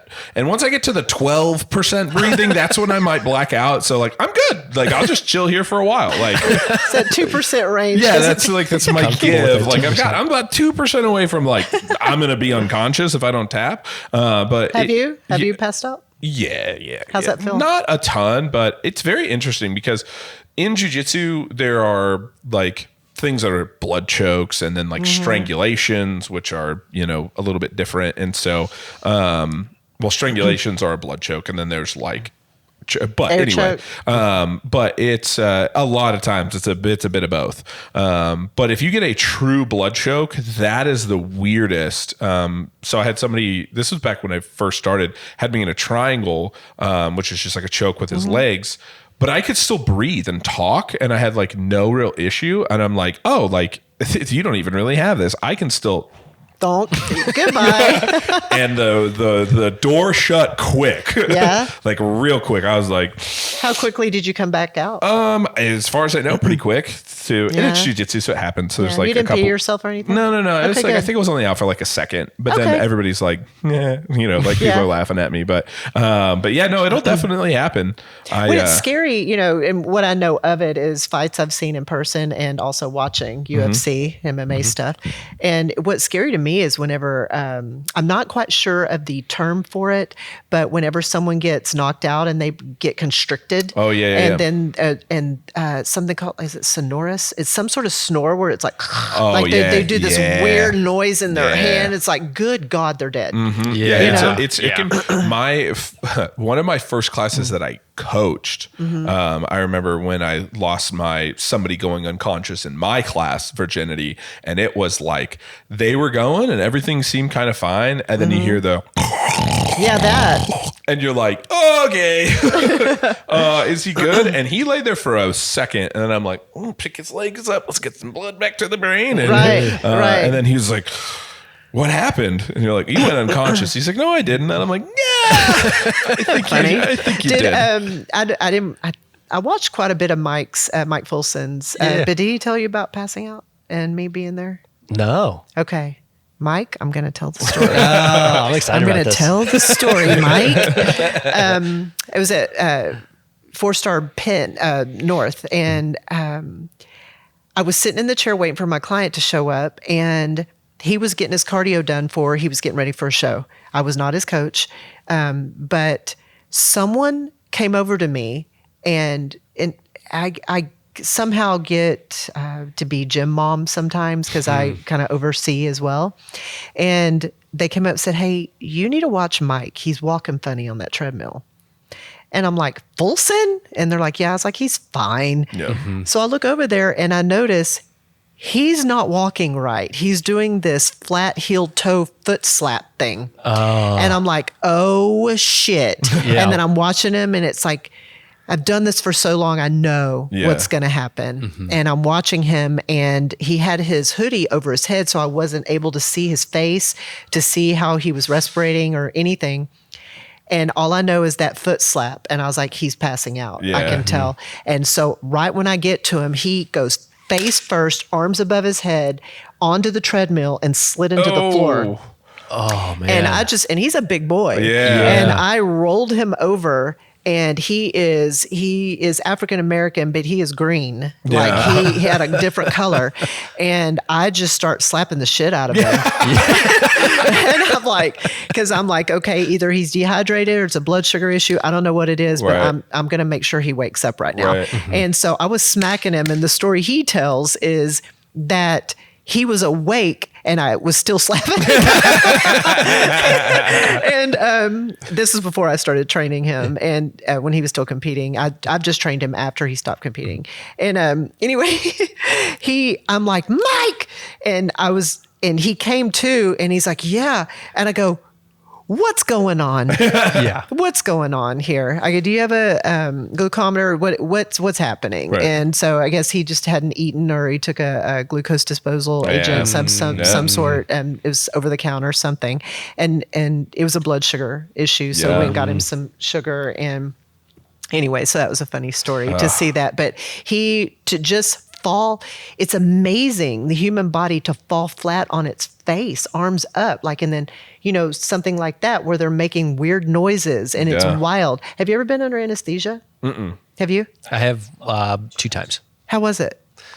The first time I didn't remember because I was heavily drugged prior. So it was, I had staph infection in my shoulder, actually, internally, was hospitalized for a week. That's not good. Yeah. It got really scary. It got really close. It was, I went in, I had to go to 2 different hospitals. One said nothing was wrong with me. The next one was like, you've got staph infection in your shoulder and we need to take you into immediate surgery. Right. They already had me on a handful of drugs to perform tests prior. So I don't even remember the anesthesia heading into that first surgery. But I think it was, maybe 3 or 4 days later, they took me in again. And it was I was learning they performed surgery on you. You were, put under and all this. And I'm like, that's crazy. Cause I didn't know any of that was going to happen. Yeah. I'm just waking up to this. But I remember being that's a crazy thing. And I was, trying to remember how old I was. I think I was 11 or 12 years old at the time.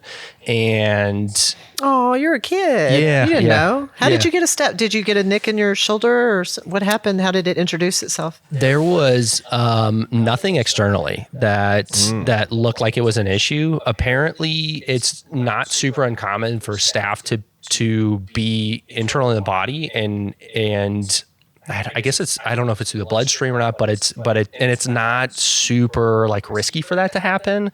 So it was introduced somehow internally. And, it was summer. So I was using my shoulder a lot. It was, throwing baseballs and, being at the park and whatnot. I was using my shoulder a lot. So my shoulder got inflamed and that's where the staph really attacked essentially and manifested there. How did you know that it was bad enough that you had to go to the hospital? The pain got so bad I started hallucinating. Oh, wow. Yeah.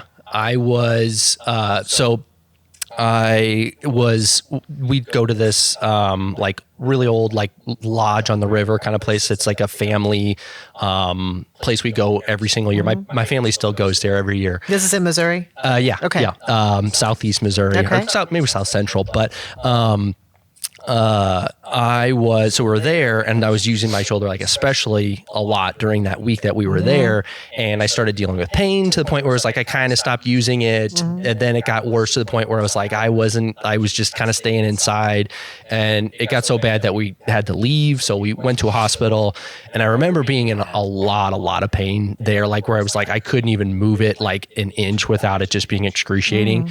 Went to the first hospital that we were at. I think they did an x-ray, and I can't remember what all tests they did, but didn't come up with anything. And they said, it just sounds like he might have strained it, and, might be inflamed right now, and it's just dealing with some pain, and, there's nothing to do but rest. So they sent me home and told me to take ibuprofen. Oh my gosh. That night, my mom woke up to me saying that I was in my room, and my mom woke up to me frustrated because I thought my head was too big to fit through my door frame.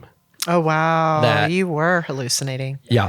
I don't remember that part, but I do remember it freaked me out a lot was I remember looking down at my hands, and they would get like my fingers would get just massively swollen. And then all of us, and I'd be really scared, and I'd like try and almost like think like opposite thoughts, and then they would get like bone thin, and then that would freak me out, and it just kept going back and forth. Dude, do you need therapy? Yeah. I mean, that is fucked up. Yeah. That will stay with you. For a host of things, but that being My one God. My God. You were going septic. Yeah? Yeah. Were you super high fever? I don't think I was running a crazy fever. Wow. Yeah. I didn't really have many sick symptoms outside of that. just the giant finger, skinny finger thing. Yeah. And that head that won't fit through the door. Yeah. He still has that. Yeah. Knew that was going to come back to me. But yeah, I think most moms don't really know. They know how to cure like a scraped knee or maybe a sore throat, but fingers get really big and really small. Don't really know what to do. No, especially imaginary. Yeah. Yeah. Right. So back to the hospital you went, or what? Went to a different hospital. We went to Children's Hospital in St. Louis and had a lot better reputation. I think more equipment to be able to run more tests. And what they did was they did all the stuff the first hospital did, but then they put me on some sort of like numbing or like painkiller or something, and stuck a needle in my shoulder, like a big needle to kind of test. And they pulled it out, a lot of staph infection, and they were like, we got to take him into surgery now. And I like vaguely remember at that moment, my mom telling me, hey, this is what happened. They've got to go to surgery. But I was like so sleepy, I didn't even comprehend. Like it's such a faint or vague memory for me. It's just like you went to sleep and woke up. I was just like, just let me fall asleep here. So. Is that what? Whenever you were choked out, did it feel like that? You just fell asleep and woke up? I often wonder that. No, not really. What did it feel like? It's really weird, actually. It can be like. Because it's like it can be slow, so it can be like really disorienting, and it can feel like your brain's very full in like a weird way. And then waking up is very weird because your brain is full. Yeah, like you feel like your brain is like full of blood, I guess. But it's not just like pressure. It's not a like a peaceful like. It's like so it is different. Yeah, from anesthesia. and it's like you're kind of. Whenever he has a surgery in the future, y'all let me know. Yeah. If he can compare. So I was going to say, I had, they took me in for surgery. We could just choke him out real quick. He's had surgery. I have been choked out once, and actually. Next on. But yeah, I remember the second time I was like, okay, like I was young enough to be, I don't know, just like curious that I remember being like, okay, they're going to take you back to surgery. They're going to put you under, you'll be asleep. You won't feel anything. But I remember thinking, okay, I want to try and remember what this is like because I don't remember the first time. Okay. I remember putting the mask on. They tell you, hey, count down from count down from 100. I think I got to maybe like 87, but I remember my face getting really good. I was trying to make it as long as I could. Oh, have you guys ever seen that? That's a typical guy thing. Yeah. Was it Steve-O that tried that shit? That's so funny. He's trying to stay awake as long as he could. That was me as the little 11-year-old. Was was like, He's trying.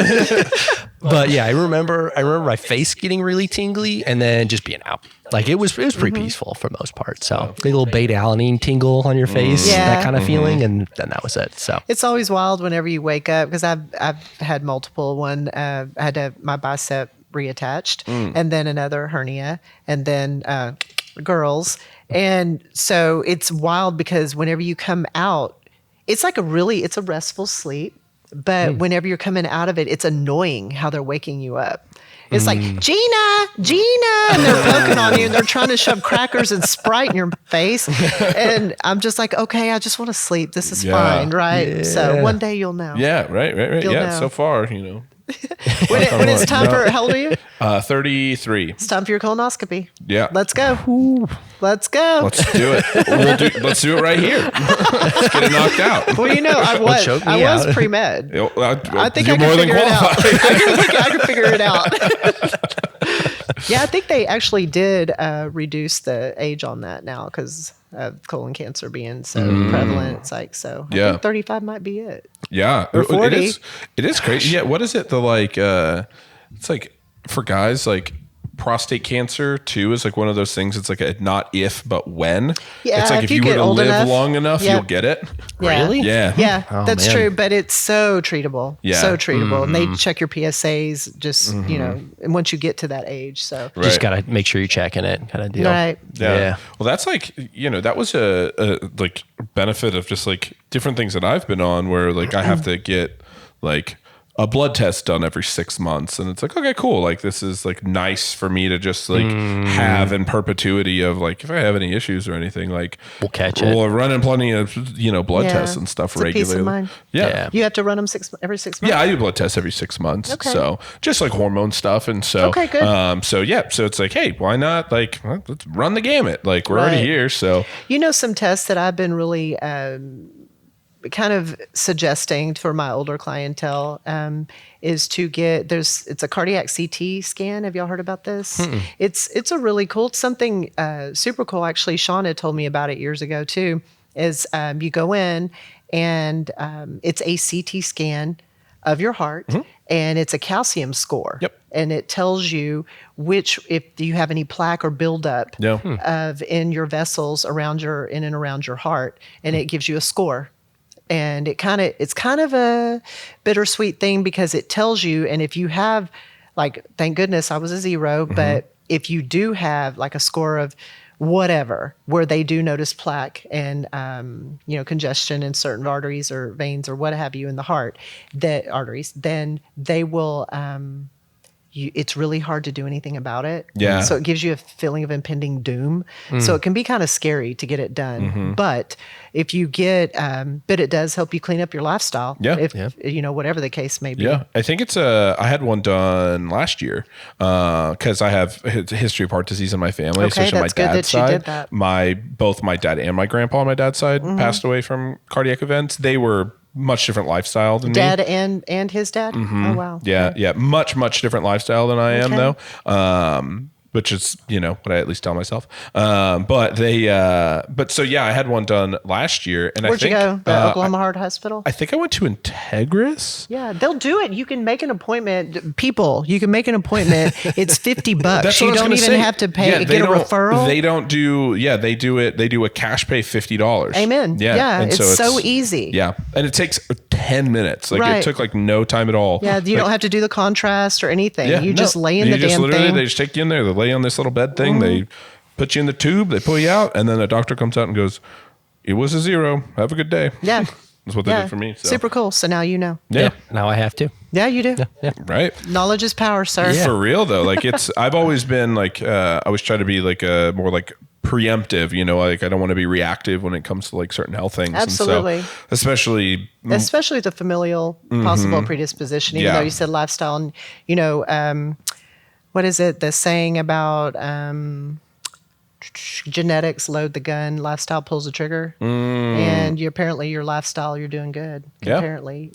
Comparatively. So. Yeah. Right. And so, that's, exactly. Cause that's like both, my dad and my grandpa, that being the reason both of them passing. And then my grandpa on my mom's side had a heart attack as well, in his like 50s, 60s. And so I was like, you know what, I'm going to stay on top of this. Like, let's check the heart.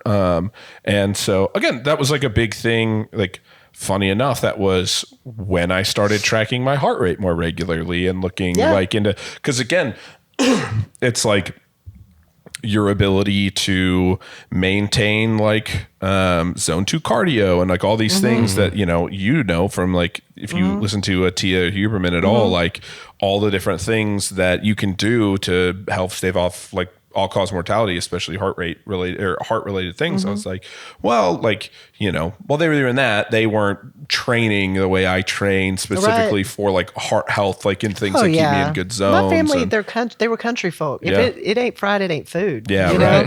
And that's my ancestry, so to speak, and heritage. And so to live a better lifestyle, in lieu of that. And I mean, I can remember on my mom's side, her mother, my grandmother, had this is country as fuck, but she had a Crisco can on the side of the stove where where she would like put the bacon grease in there and reuse it and make the cream gravy. And I mean, it's country, people. Yeah, that's good gravy, though. Right, it damn sure was. Right, it's East Texas corn-fed people, right? Yeah, right. But it helped me get to where I need to be. I have a good question for you then, because if you listen to like especially like Huberman and Tia and all that kind of stuff, tell me all your gadgets and things and accoutrement that you have. If any, I imagine you might, for your sleep hygiene.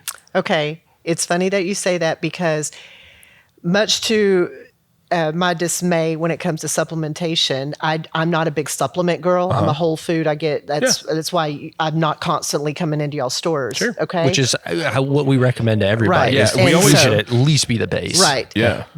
But to swing over here, I listen to all of that, and the only one that I do is I put my temperature, my ambient temperature, very low, 67, 66. I don't have a grounding sheet or any of that. I don't take melatonin, but I do, preemptively, I do get sun in my eyes. P.S. Another thing, I'll get back.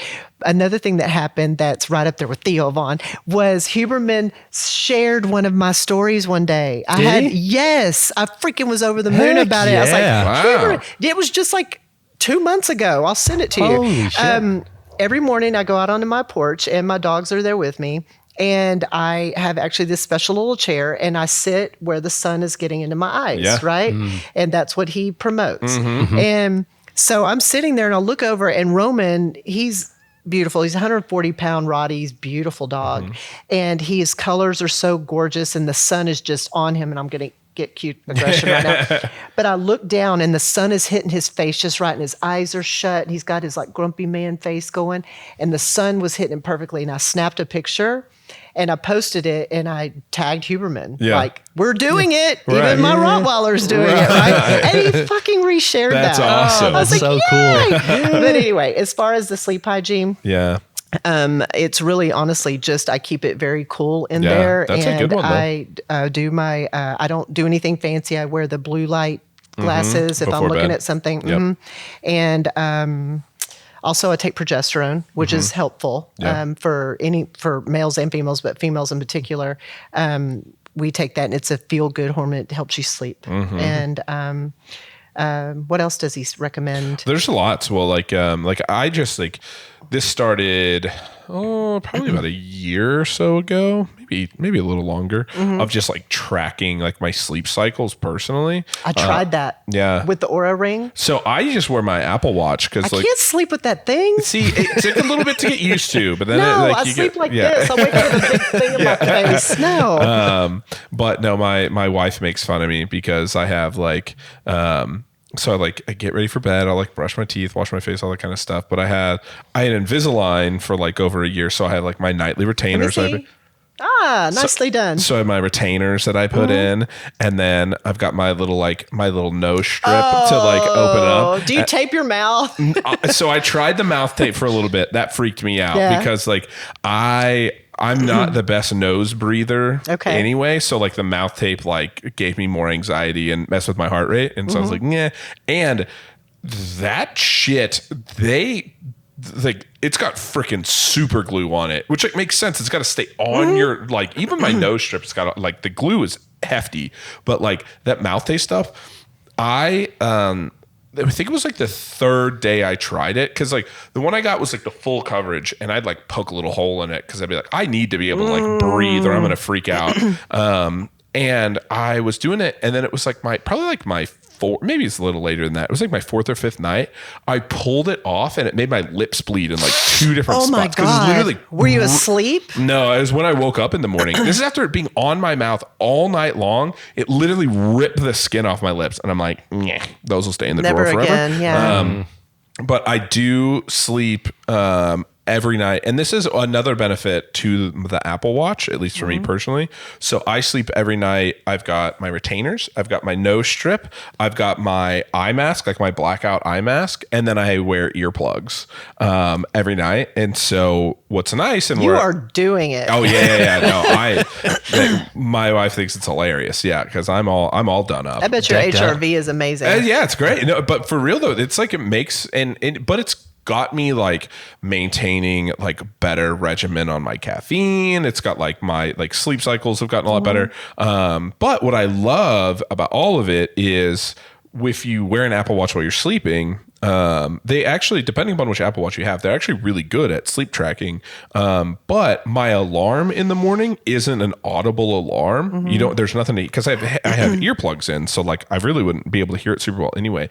My watch just starts to gently vibrate. And then it'll vibrate more and more and more, and it'll wake me up so peacefully, not to like, that you like get that makes you like makes you want to die. So yeah, I just get this like little vibrate on my wrist, and I'm like, oh, it's morning. Take my little goggles off. The sleep mask. Yeah, I take my goggles. And he started this routine right when Riley was born too, and he was like bragging about his sleep.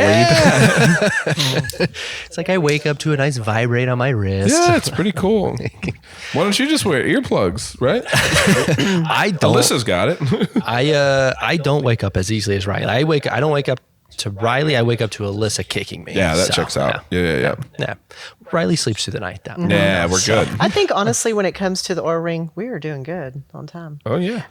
The Aura Ring, I tried it. Actually, Mike and I talked about it. He was wear his all the time, and I was watching all the podcasts and stuff, and I was like, man, I want to try this. And I bought one. Yeah. And I wore it for a week. Yeah. And I was obsessing. And I was like, and so I just sent it back. Yeah. It started, I can't do that. I already track enough stuff, and I was obsessing. I was like, why is my HRV not raising? Yeah. Almost analysis paralysis. Yes, 100%. Right. I was like, I don't need this in my life. I know what I need to do. I'll do it. And a lot of the stuff it was telling me I already knew. Yeah, right. And so, but I'm wired hot though. I'm wired like my heart rate, my resting heart rate is not great. Yeah. My blood pressure is low, like 90/60 sometimes. My blood sugar is low. I can go hypoglycemic easily. My body temperature is low, and I'm low on everything, but my heart rate is up. It's like I am ramped. So I don't know what it is. It might be a little touch of anxiety. I don't know, but I'm just like constantly thinking about things. So I think that has something to do with it. There are times whenever my resting heart rate is like 80, 85. That's freaking high. And for me. Yeah. So that's something I don't need the Aura Ring going, hey bitch. Is there anything with your clients that you avoid tracking because it causes too much data?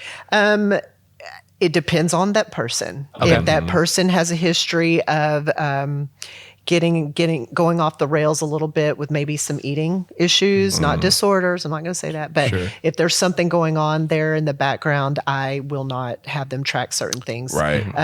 But that can be important. Like even in the store, we talk, like when I have somebody come in and they're like, I don't know why I'm not losing weight. And we like start going through and like, I'm eating 900 calories a day. And I'm like, wow. we're going to stop tracking Easy calories. killer. Yeah. Easy killer. We're going to stop that right now. Analysis paralysis is very good. That's exactly what happens with a lot of people.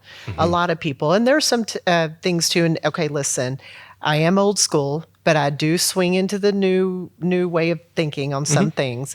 But like sometimes data, it will get in your, if you'll come in there and you'll have your data log or your journal, what have you, and you're like, I'm only supposed to be hitting this today, or reps in reserve or things like all the new stuff like deloads and all that stuff that I'm like, what are y'all talking about?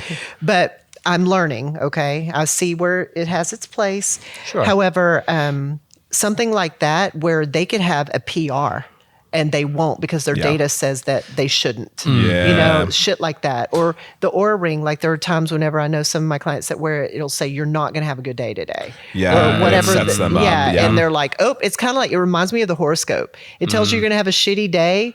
If you read it, it's like, oh, I'm a Sagittarius. I'm going to have a shitty day. Right. You know? Yeah, you're not recovered enough. You should take it easy. And it's like, I feel fine. I would have gone and worked out hard today. But it's like, and then there's days where it's like, you're recovered. And I'm like, I kind of feel like shit. I would have like maybe taken it a little more easy today. And it's like, it's just intuition and body awareness. Yeah. You know, I base that on. The data can, I think, help you understand that, but as long as it doesn't overtake, shouldn't be paramount. Oh my Shouldn't be God. top And, thing. and don't get me started about the InBody.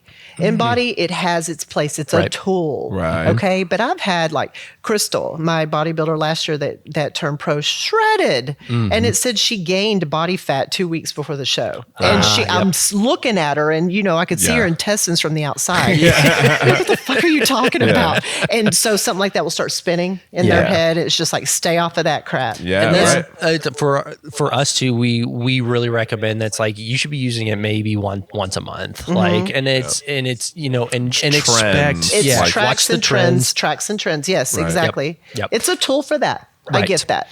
But I still believe the gold standard is the DEXA scan. Yeah. Oh yeah. 100%, For sure. 100%. That'll fuck with your head too. We should have room for one of those. Yeah.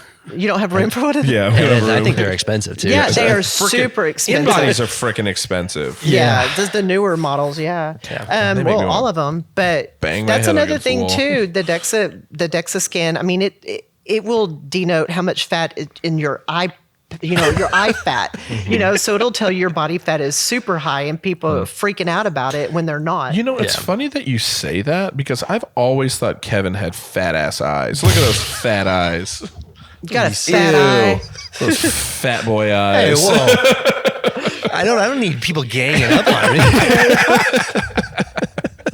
Nice dynamic y'all have going here. You talking about me and old fat eyes? I like how you just jumped in with that too. Yeah, it's like, where did that come from? Yeah, but it's just like visceral fat. Yeah. You know, there's fat. I mean, people don't realize how much fat you have in your body, intramuscular fat, all of it. And it's like what you see.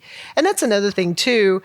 You know, I'll tell especially competitors, you're going to get on stage and the judge is not going to jump up and say, what did the caliper reading tell Yeah, you? right. What did Get the out the InBody tell you? InBody. Yeah, You got yeah. to get on the InBody first and you got to hold up your page while you're on stage. Exactly. Your newspaper or something. Yes, right. for sure. Yep. Yeah, no. So it's a tool. Right. It's not the end all be all. Right. And for us, you know, it's like when you're, of course, because it is, we talk to competitors when people come on, it's like, hey, like you're more fine tuned than this thing is right now. Like you're doing good. You're doing what you're supposed to be doing. I'm going to borrow that. Yeah. And You're like, more fine tuned than this. when in like the opposite side where like it being like just the tool is also when we have people who, you know, don't understand, and naturally because of like the way things go and the way society talks, but it's like weight loss is like so beaten into people's brains, and they're like, well, I'm not losing weight, and I'm like, you've lost like 4% body fat and you've gained muscle tissue, like and why would you know? And if they were, you know, just weighing themselves because they don't change their weight, it's like,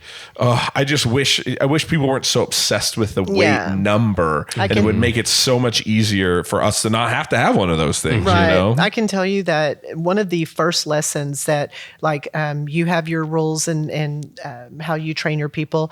Coming on to train with me, that's one of the first things I drill into their head is you are going to have recomposition of tissue. Right. You are.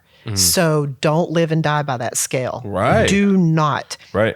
Because I'm telling you right now, you're training with me, you're going to gain lean muscle tissue. And you're going to, the scale may, it will show that, it will reflect. You'll either stay the weight you are or you'll gain a little bit, especially if we're not just bombarding you with, trying to get the body fat down right now. We're in growth phase, whatever.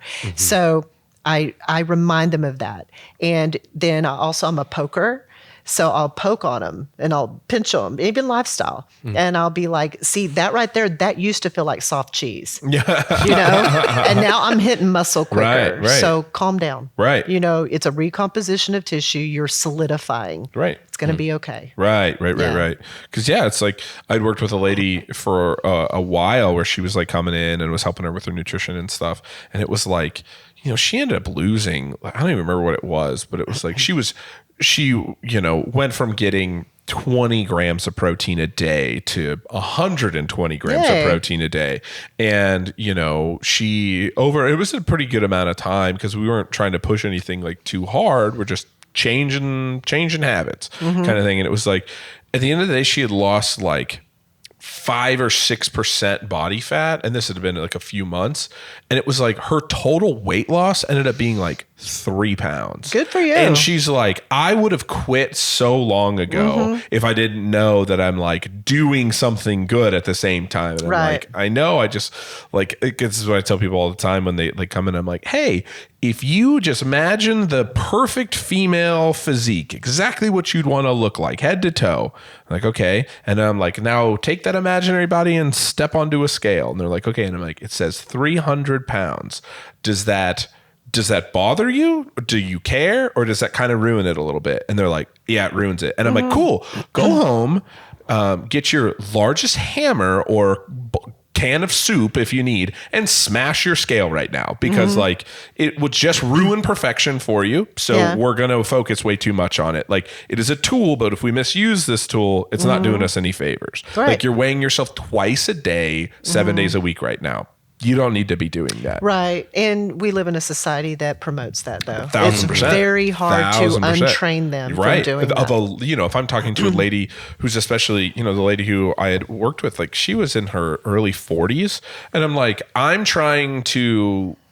in a 4-minute conversation, am I going to unprogram, 35 plus years of this being beaten into her head, like on a regular basis? Like, no, not a chance, but we can hopefully give a new perspective and kind of work towards it. My favorite is whenever a lifestyle client wants to lose weight and solidify, they think, and then they keep telling me, I'm in a size 0 now. And they haven't been getting their protein, what have you. And they are putting on these jeans or whatever, size 0, but it's just squishiness getting in there, and it's skinny like, okay, fat. You did good. Yeah. You did good. You're a 0 skinny fat person. Right. Exactly. Hallelujah. That did not work out for you. Right. But they look good in their clothes. But so, the goal is to look good naked, right? Right. Facts. Facts. And more than that, to feel good for when, like, I've hugged people and I'm just like, oh my gosh, there's nothing. It's just nothing going on. So it's like, I'm with you on that. If you could get them to throw the scale out the window. Right. But more times than not, it doesn't happen. Right. They're going to continue to do that. Which, how do you unprogram besides fixing the societal pressure that starts? And that's I think if they surround themselves in have a community like people at Peak, or have a trainer that can guide them properly, or have a friend that knows the right way to do it, and they can see that and emulate that. And it's like, you weigh how much and you look like this, amazing. Yeah. So that's what it'll take. Peers. Right. It is a really funny example of just simply weight can be taken too much, and it can get you to too much of analysis paralysis that like all data, like I think a lot of people, like at least that are more well-versed within the fitness community and more well-versed would say, you can watch the scale too much and it can cause problems. It's like, well, like any data can cause Right. problems. Like, the scale can cause issues, but like I still step on the scale. And it's like, but I've learned to create a separation there. So, but you're also, right. And the thing that'll happen is like, we'll have people just in general who like, they weighed 149 last night and they weigh 150 and a half, this morning, and they're like, I need to do something. It's like, you need to pee. Like, chill. Like, the earth is falling off its axis if they gain, 5 ounces. I understand. Like, have you gone to the bathroom? Yeah. No, should I? Like, probably. I don't know. Like, I think that's what you're saying. To go back to that, I think that it's education and experience. It's because and not in a negative way, but they're ignorant. They're ignorant, the ignorance of it. But if they're educated and they have experience behind it, they'll come through it, hopefully. Yeah. But a lot of people, are we boring you? Or are you just hypoxic? Just a little bit of both. It's okay. It's getting close to my bedtime. Okay, what time is it? It's 8. We're good. Okay. I know I went through that, was being naturally a skinnier kid. When I started hitting the gym, my goal was to gain weight. That's still the goal. I'm still a naturally skinny person, but it was I remember stepping on the scale for the first time, like, okay, this is where I'm at, and then finding a scale a month later and be like, oh, where am I at now? And okay, I've gained a few pounds, and then like I got to the point where I was weighing myself every workout, and I realized like seeing the ups and downs was really mentally messing with me. Sure. That I had to set parameters of like, okay, I only need to I can only step on the scale once a month. How did you know to do that? I think I did enough times where I think it was, I stepped on the scale one time, and I'll use maybe 2 examples. One time stepping on the scale and it being heavier than I expected and being like, okay, everything's going well, keep everything the same. And then the very next day stepping on the scale and it being lighter, like I need to change everything. Okay. And then I guess I was able to take a step back and look at that and was like, well, that's not sustainable. Like that's not a good plan to be changing my plan, my workout and my diets every single day based on what the scale says. I wish everybody had that. I wish everybody had that, because nobody was there to tell you that. No, I don't think so. No, you figured it out. Yeah. Not everybody can recognize my own bad habits, I guess, is maybe a skill. Absolutely. Yeah. But I got to make a few bad habits. Like I did that for a bit before I recognized. So, yeah. It's tough. I mean, whenever people come to you with wanting help, I mean, just like entry level, you can, it's just like, they're so malleable, and it's just like you want to show them everything, and it would be sensory overload if you tried that. Oh, yeah. So it is, take me by the hand and let's walk you through this journey together, and you will learn as you go. And we're always learning. I'm still learning. We're all still learning to this day. And so I think that there's something to be said for body awareness, self-awareness, and discerning that this is not suiting for you. This isn't serving you anymore. So you figured it out. Yeah. And I think that's a great way to explain it too, is take them by the hand and kind of show them, as opposed to telling them everything. Cause like that, thinking about that, like training, especially new employees here, especially as we have like Preston's a really good example. He's taken over a lot of our manufacturing and things on the defined side of things. Is like, if I were to sit down, and say in 1 week I'm going to teach you everything I know, like, gosh, it gives me a lot of stress just thinking about that. There's like so many little nuances to everything on that side of things. Sure. And so we've kind of taken it as a step-by-step of like, let's just go through this together and I'll explain things as we go. And that's been a lot more fun, because I get to tell him, hey, this is how I screwed this up. This is how we do it now. So now hopefully you don't have to learn that lesson. Oh yeah. Isn't everything that we do trial and error? I mean, the things that I teach now are so many things that I screwed up. Oh yeah. And that's how I know, if someone's doing a particular movement, I'm like, now you can cheat this way, but I know when you're doing it because I did it. Yeah, so right. I'm going to watch you. Yeah. And so that, and, holding back on, giving it your all on a particular rep or whatever. And I see that because I've done that.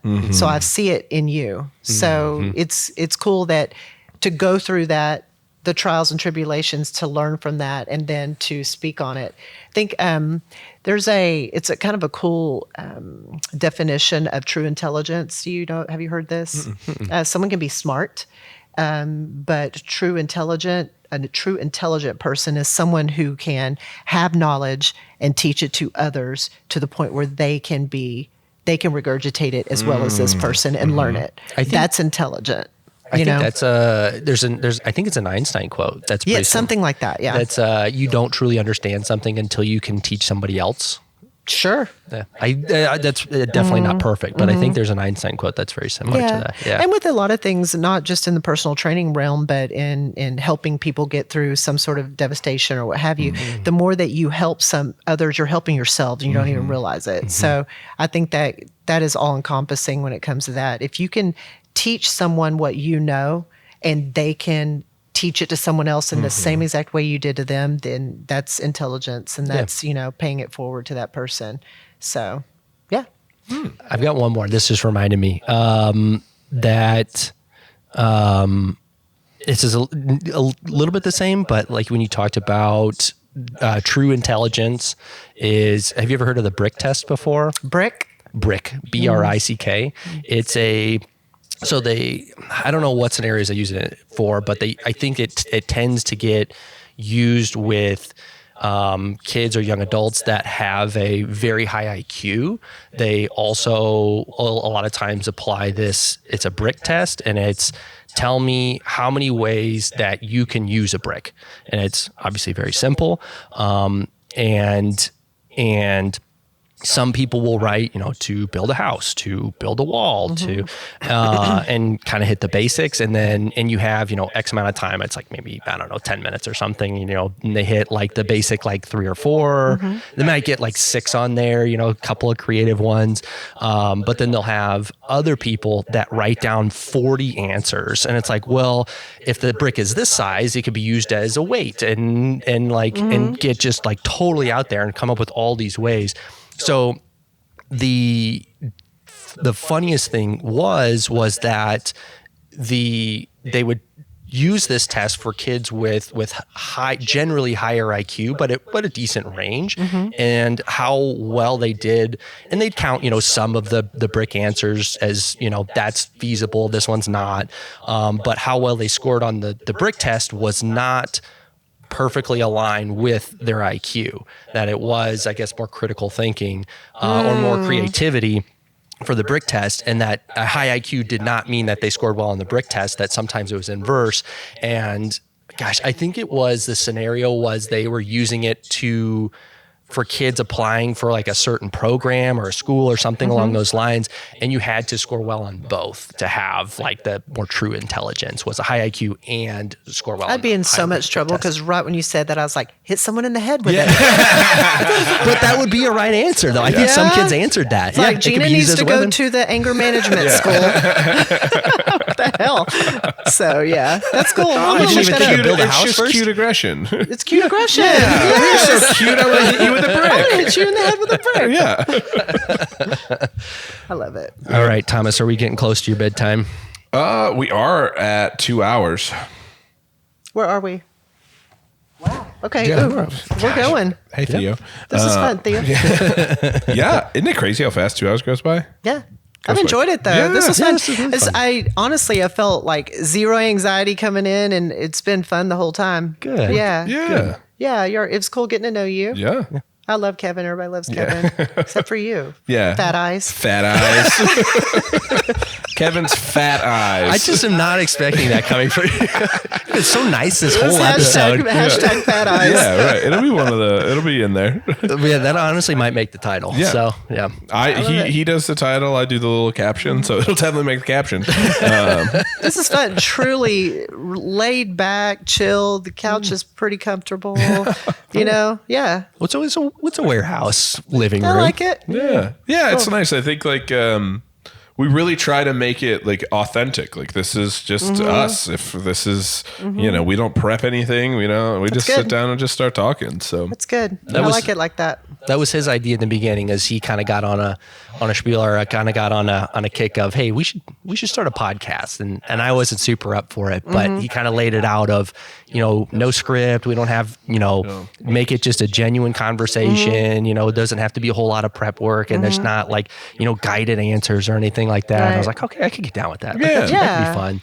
Because I think that's the thing. Like, I think that's what people want to know what it's like to sit down and have a conversation with you, or sit down and have a conversation with Kevin or whatever. And it's like, never have I ever sat in a conversation where somebody was like, Gina, what would be name 3 albums you would take to a deserted island? And you're like, gross. that's not how conversations happen, like ever. Right, like, that's for sure. And I get it, and I understand why people like ask stuff like that, but it's like, that's not why. Like, if I'm tuning into a podcast, it's because I'm curious what this person's like, or what they have to say, or like what they're an expert on, or something. Same. Not like, what their favorite foods are. Right. The interesting thing, the ones I have been on, one I did with Daryl was very personal. I mean, brought up my mom and everything, and that's a whole different story. But that was the most personal one I've done, and then other ones I've done are more what I do, and they had question answer about how I train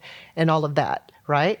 And this one was just chilling with the homies, just cool. So, I mean, if someone wants to know a little bit more of the technical or expertise side of me, go to that podcast. If you want to know about my personal and maybe see a tear in my eye, go see Daryl's. You know what I mean? But this one's just chilling, and I like it. This was fun. Yeah. Right. That's we live decently busy lives, and I'm sure you do as well. So that's kind of how we treat it. It's like we just get to hang out, catch up, get to it was fun to get to know you a little bit better, because I think we see each other, in the gym setting, and I'm always very mindful. Obviously, when you're with clients, I'm that way with all coaches, because I know the clients are paying for their time. So it was nice to have kind of an uninterrupted couple hours to just hang out and get to know you better.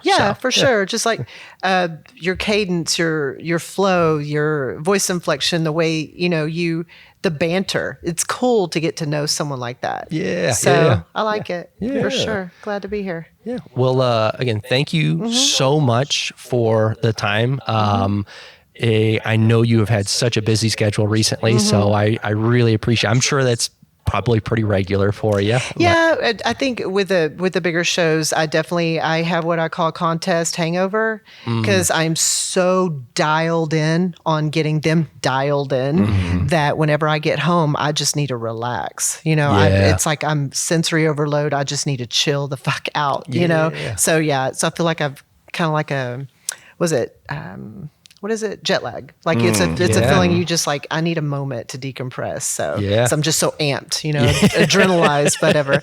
But I was looking forward to this, truly. I was driving back and I was like, I'm going to have fun Monday night. It's gonna be good. Yeah. So, I know I was looking for it. I think Thomas was looking forward to it as well. Yeah, it was cool to meet you. Yeah, for sure. And congrats again on Massa winning her pro card.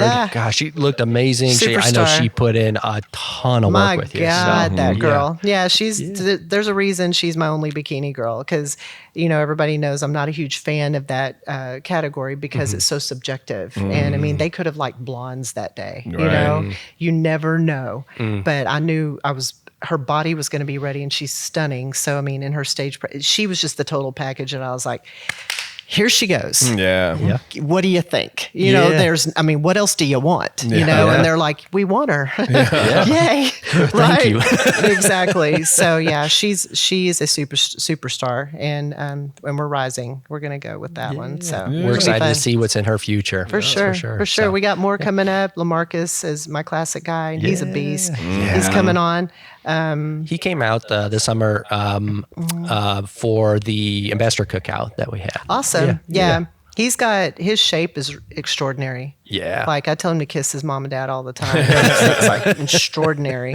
Got Tatiana. And she's That's coming awesome. on. And so those are the pros. And then, got quite a few amateurs that are coming on, and they're hungry for it. So that's awesome. Yeah. It's going to GForce take over. That's right. Yeah. It seems like you've always got a pretty big handful of IFBB pros that you're working with, and up and comers. Yeah, so, for sure. A lot. And I try not to take it would not be cool for me. Remember, I'm the coach I would hire. I would not like for my coach to have a stable of people on a weekend to try and dial in and come and run to my room and look at me, okay, eat that, and then go to the next one. I would hate that. So I make it a point to not have over 3-4 max people at a show. So So it's not like I'm not a big mass producer. Yeah. Like I don't put a ton of people in the shows, but who I do bring is they're going to be impact. Yeah. It's going to be like legit. Yeah, everybody that's competing is an individual. You know, I don't think that, you know, it's fun to watch, you know, people that you know and your teammates, you know, do well. But yeah, you got to be focused on yourself. It's, you know, it's not exactly a team sport where you're holding, in the sense of like, I don't need you to pass me the ball for me to do well. I can essentially do well on my own. So having a coach that is very focused on just me, I think that's what I would want as a competitor. For which sure. is Absolutely. That's how we do it. Yeah. Obviously you mentioned that you do, we've talked a lot about bodybuilding. If you don't know that Gina is a bodybuilding coach by now, you should maybe turn up your volume a little bit. But you also work with lifestyle clients as well. For anybody that is interested in working with you, how would you recommend them? It's always Instagram at this point. It's GForce Training, and just look for the trophies. No, truly, it's GForce Training with trophies on each. I'm not being arrogant. That came across really bad. No, that came across awesome. You're so confident about it. You're like, yeah. No, it's a trophy, GForce Training trophy. That's me. And look for red and black. That'll be me. Contact me that way. Yeah. Okay. Well, yeah. Thank you so much you. for taking the time with us and letting us get to know you a little bit better. Right on. And It's fun. I'm sure everybody enjoyed this episode. Yeah, I this hope was so. awesome. Hope so. Thank y'all. What episode is this? 59, I believe. 59. Yep. Okay. Yeah. Yeah. That's good. 59 episodes. Yeah. Yeah. Good for y'all. We're consistent. Who do you have lined up next for 60? No one right now, actually. Yeah. Yeah. Yeah. I was already thinking about her. Get it too, while it's so. hot. Get it while it's hot. Yeah. She's on a high right now. Okay. Grab her. Yeah. LaMarcus would be cool. Oh, yeah. Yeah, he'd be good. Absolutely. Yeah, we're always looking for people that we want to Any put on, of GForce people, man, they'd love to be here, I think. Heck Well, yeah. we'll reach out to Massa about a couple of things, I think. So Right on. yeah. Yeah. Well, episode 59. Thanks so much. This was Thank you. great. Yeah, this was I awesome. enjoyed it. So, episode 59. Thanks, everybody. Tune in next time. Appreciate you listening.